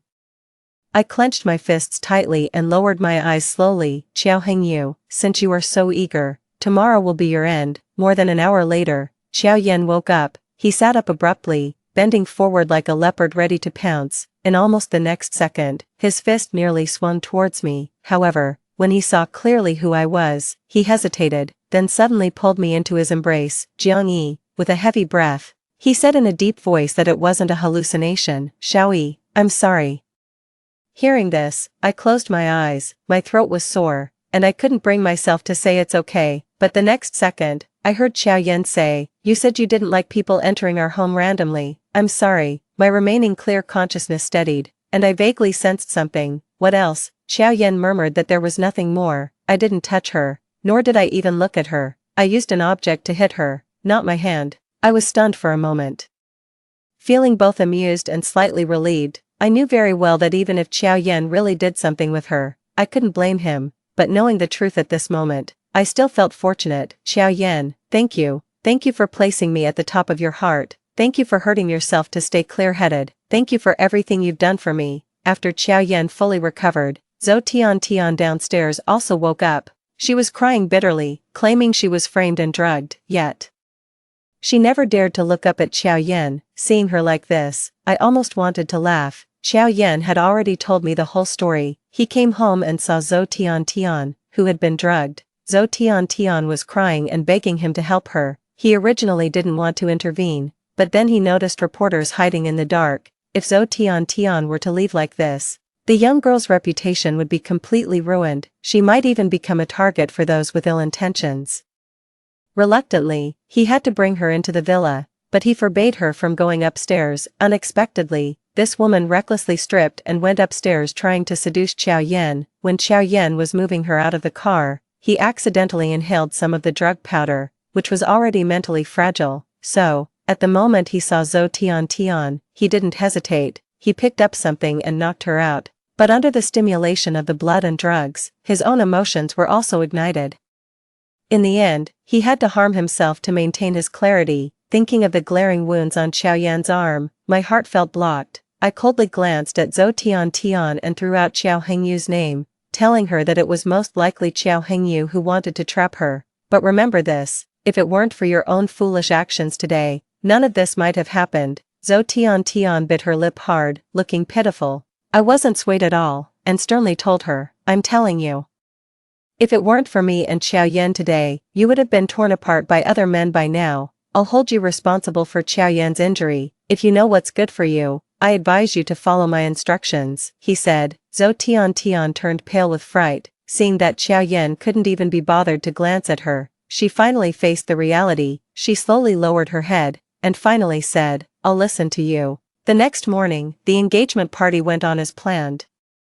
Journalists staking out near Xiao Yan's villa didn't capture anything noteworthy, only photos of Qiao Yan and I happily coming and going. Upon arriving at the banquet hall, I immediately noticed Qiao Hengyu in a corner. His face looked awful as he listened to someone next to him. After the person finished speaking, his face was filled with nothing but gloom. Turning his head, he quickly instructed his subordinates with a few words, watching his defensive posture.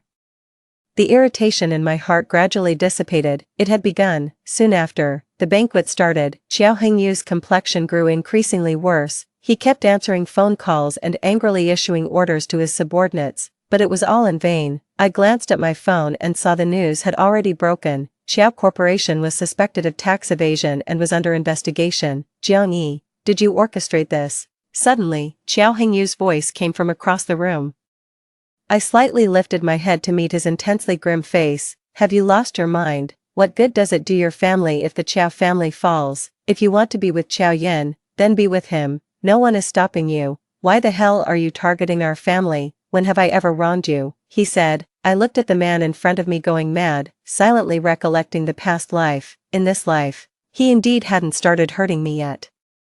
But the vile things he had done were enough for him to die 100 times over. Seeing that I remained silent, the madness in Qiao Hengyu's eyes nearly overflowed. He stepped forward and abruptly grabbed my arm, insisting we talk somewhere else. Let go, I said. The moment he touched me, my body convulsed. He gripped me tightly, as if trying to crush me. Looking at his expression, fear rapidly spread within me, and I instantly lost all strength. Don't touch me, don't touch me, don't touch her. The next second, Qiao Yan suddenly appeared and fiercely knocked Qiao Hengyu to the ground with a punch. His eyes were bloodshot, and he radiated an unusual, bloodthirsty aura. Before Qiao Hengyu could get up, Qiao Yan struck him several more times. Regaining my senses, thinking he was having an episode, I quickly intervened. Yan, you don't need to dirty your hands. Qiao Yan landed another heavy punch that knocked Qiao Hengyu's face askew. Being mindful of me, he finally stopped. But the anger in his eyes did not diminish, fixating deadly on Qiao Hengyu. I was puzzled by his reaction but couldn't dwell on it further. I pulled him aside. Soon, the entire banquet hall's guests gathered around. Seeing Qiao Yan beating someone, they began murmuring among themselves. Openly and secretly, they labeled Qiao Yan a madman. Some, out of fear, left the venue immediately. In the ensuing chaos, I gradually regained my composure. I asked Qiao Yan what was wrong. He shook his head without speaking, his face still looking terrible. I had to set it aside for the moment and told him all the evidence was ready. He coldly stared at Qiao Hengyu in the distance and said, "Then let's begin." As the hall was engulfed in chaos, a video suddenly started playing on the big screen.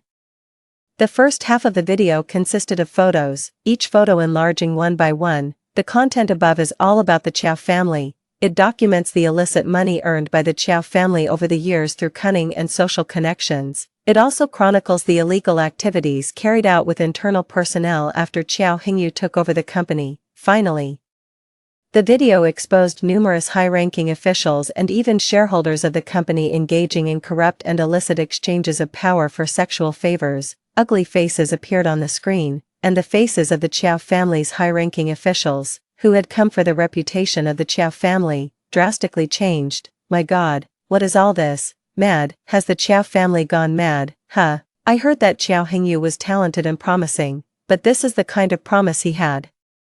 The Qiao family is done for this time. No telling who set them up. Be careful what you say, or the police might take you in for questioning too. Amidst the noisy crowd, Qiao Hengyu became the target of public anger. Countless people pointed fingers and criticized him harshly, deeming him worthless. Some even said that it was his fault that the Qiao family had come to this sorry state. With a bruised face, Qiao Hengyu shuffled through the crowd, his face a mix of blue and red. Just then, a cry of surprise burst from the crowd. What's that? Qiao Hengyu's private club. Everyone turned towards the sound and saw the video playing on the screen. It showed footage from Qiao Hengyu's club. The girls in the video were pixelated, but their plight was evident. Watching some beasts in human skin abusing and torturing them, the audience fell into dead silence, and Qiao Hengyu, watching those videos, was stunned on the spot, watching his face slowly being overtaken by despair.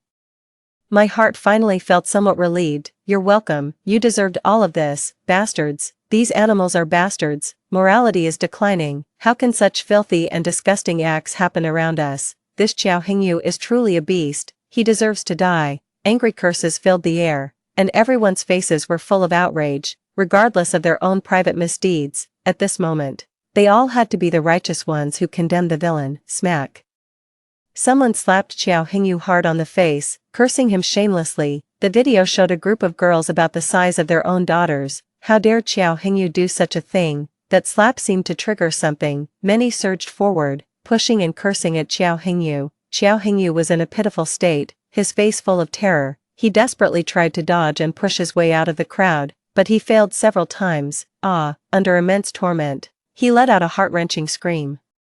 At the same moment, the sound of police sirens approached from outside. Xiao Hingyu fled. As the police arrived, he took advantage of the chaos to slip away from the crowd, but I had already cut off his other escapes, leaving him only a dead end. I told the police he might try to escape overseas by water. The police were skeptical but quickly dispatched officers. Meanwhile, Xiao Yan and I stayed in the banquet hall until all the guests had left. We stood on the stage, exchanged engagement rings, and shared a gentle kiss. Sensing something was still off with Xiao Yan, I frowned and asked him what was wrong. Seeing my displeasure, he gripped my hand tighter. After my persistent questioning, he finally mentioned that he knew about my visit to Xiao Hingyu's underground club last night. I paused for half a second, then asked, and then, a sudden rage flared in his eyes as he said in a deep voice, he also saw the girl I had rescued. That girl, named Chen Yi. Chen Yi, yes.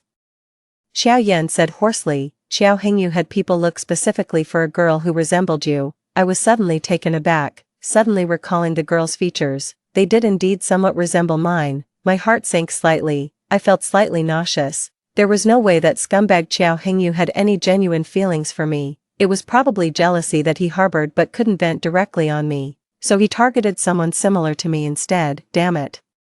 Xiao Yan suddenly kicked over a chair nearby, exclaiming that he wished he could kill that beast Xiao Hingyu. Looking at his furious face, I strangely found myself feeling calmer. Thankfully, nothing had gone awry. Thankfully, Xiao Yan was here. Gently cradling Xiao Yan's face, I kissed him without another word. Xiao Yan's breathing grew heavy, and seconds later, he lifted me up onto the table. The siege commenced. Xiao's corporation was officially declared bankrupt. Xiao Dongliang went to prison, and Xiao's mother received a suspended sentence. The Jiang family, caught up in the fallout, had most of their assets confiscated and my father was stripped of his position, but thanks to my prior precautions, their reputation remained unscathed. That was the greatest assurance I could provide. I arranged a new place for them to live and then moved in with Xiao Yan to the home we had set up together. After settling me in, Xiao Yan was about to leave again but I stopped him. Xiao Hingyu will be caught sooner or later. You don't need to rush this. Xiao Yan hesitated, and I pretended to be displeased. What? Am I no longer attractive to you? Have you stopped valuing me now that you have me? With those words, Xiao Yan turned around and came back without a word. He rested his head in the crook of my neck like a big dog, rubbing against me, and finally muttered that he wouldn't feel at peace until Xiao Hingyu was caught. I said I understood, but we shouldn't waste our time over such trash. We're engaged now. Do you really want your bride to spend her nights alone? His expression changed before I even finished speaking. Jiang Yi, it's only 9 o'clock, are you sure? I laughed. The kid was wild. It's only 9, so let's go to bed early. I'm not asking you to battle until dawn. Xiao Yan looked at me silently, his ears turning red. I was delighted inside, teasing him, saying, you're not incapable, are you? After that, I was carried back to the room by Xiao Yan and thoroughly schooled. When I drifted off to sleep, it was just past midnight. Ah Yan, I'm here. Hearing Xiao Yan's deep voice, I fell into a deep sleep, but I didn't know how much time had passed when I was suddenly gripped so tightly I could barely breathe. Half awake, I realized Xiao Yan had sat up at some point, his arm tightly around me. Feeling his unease, I frowned and hugged him back, asking what was wrong. That was a shock. For some reason, he was covered in cold sweat. What's wrong? Did you have a nightmare? Or are you feeling unwell? Speak to me. Don't scare me. Ah Yan, it's nothing. I'm fine. But Xiao Yan held me tight, saying he just missed me. Jiang Yi, I love you. I was startled, but before I could react, he kissed me fiercely. The next second, he tore off the nightgown I had just changed into before bed. Here, 500 words are omitted. Upon waking again, I felt as if I had been repeatedly run over by a car wheel. Lifting my arm took an eternity. After grinding my molars, I cursed under my breath. Seriously, is this supposed to be a one-time fix? Am I never coming back in my life? Xiao Yan, get in here, I shouted hoarsely, but there was no response from outside. I frowned. I thought to myself, if this scoundrel dares to leave me alone in bed this early in the morning, I'll make him pay. And have him be my sister. Just as I set foot on the ground, a figure hurried over. Xiao Yan came running in with breakfast, and when he saw me getting out of bed barefoot, he shouted for me to stop. Don't move. He set down the breakfast, came over, and pinched my ankle as if to punish me, then helped me put on my shoes. I was somewhat flattered, yet felt it was only right. After all, he's my man. With a smirk, I asked him what he had made. He admitted he wasn't much of a cook and had just whipped up some porridge. Then he brought the porridge over and even pretended to feed me. I pushed him away, speechless, saying I wasn't in confinement. Xiao Yan just looked at me and smiled, his eyes unbelievably tender. Looking at him, I was suddenly struck. The image of him holding my ashes and jumping into the sea in my previous life flashed through my mind. His expression was almost identical to now. A warmth spread through my heart.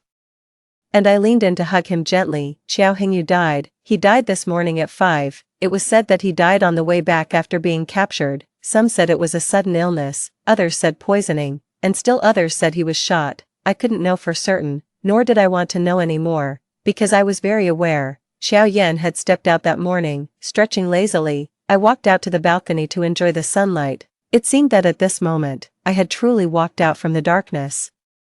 The days ahead were bright and long, filled with limitless light. Jiang Yi, let's get married. Xiao Yan embraced me from behind. I smiled and agreed. Then I'll have someone prepare now, and we'll have the wedding and register tomorrow. I was stunned. Who gets engaged one day and married the next? But I've been waiting a long time, a very long time. Xiao Yan looked at me intently, his eyes filled with sincerity and passion. Looking at the man before me, my heart softened bit by bit.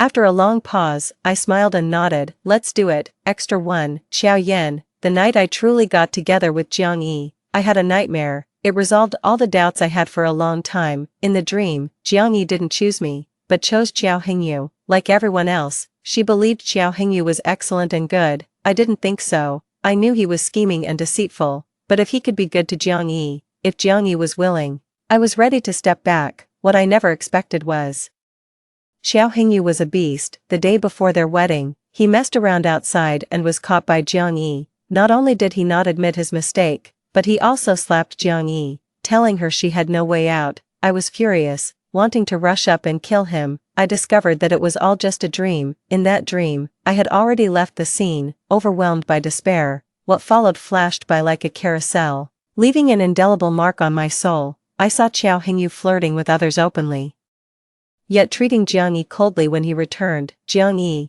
deeply disappointed, considered leaving the Qiao family to work elsewhere. When Xiao Hingyu found out, he flew into a rage and struck her. There she lay on the ground, blood steadily streaming from a wound on her forehead until it stopped by itself. My heart trembled with pain, but I could only stand at a distance and watch. What happened next was more like a horrific nightmare. Xiao Hingyu became increasingly violent, venting all his frustrations on Jiang Yi when he returned home. Not only that, but he started taking Jiang Yi out to social events. Initially, it was just drinking, but it later escalated to inappropriate touching. Eventually, it led to sexual relations. At that moment, I felt as if I had died. I desperately searched for myself within the dream, and finally, I found me, only to discover that in the dream, I had been framed by Xiao Hingyu, resulting in a car accident that left me with a broken leg. Leading to my downfall, I didn't dare go back to even glance at Jiang Yi. I understood, but I couldn't accept it. I had actually met Jiang Yi once when I was very young. At that time, my mother was still alive, and I sneaked out of the villa to play, only to be bullied by nearby kids. They called me the son of a little lunatic themselves. They beat me with sticks and demanded that I kneel and bow. That's when Jiang Yi appeared, dressed in a pretty, clean princess dress. She threatened those kids, saying she'd tell her father if they continued to bully me. Knowing who her father was, the kids quickly ran off. Jiang Yi didn't pay any attention to me and left, bouncing away with her braids swinging. She forgot me, but I remembered her. It wasn't until university that I had the fortune to meet her again. From then on, I was completely captivated. The girl I cherished was now being trampled and humiliated, yet, I couldn't even hold her. I could only watch as she was tortured to the point of preferring death, slowly breaking down. When I saw her take out a knife to end her life, my heart nearly burst. I desperately pleaded, crying out loudly, asking her to wait, just wait for me to find a way to save her. She didn't die in the end, but she was already like a walking corpse. I was in agony, and it felt like it wasn't just a dream, but reality. If it really was a dream, I beg her to wake up, later, as I wished. Jiang Yi's nightmare ended. It stopped with the car accident orchestrated by Qiao Hengyu. She was hit so badly, her body shattered, her already gaunt face ghastly, yet, I still found her beautiful. I reached out, hoping to touch her, and to my surprise, I actually did. In that moment, I merged with the self that appeared in my dream. Together, we kissed Jiang Yi's corpse, shared our pain, and went mad together. Together, we turned the Qiao family upside down and killed Qiao Hengyu. The moment we jumped into the sea, I finally held my Jiang Yi tightly. In the next life, could we meet earlier, please?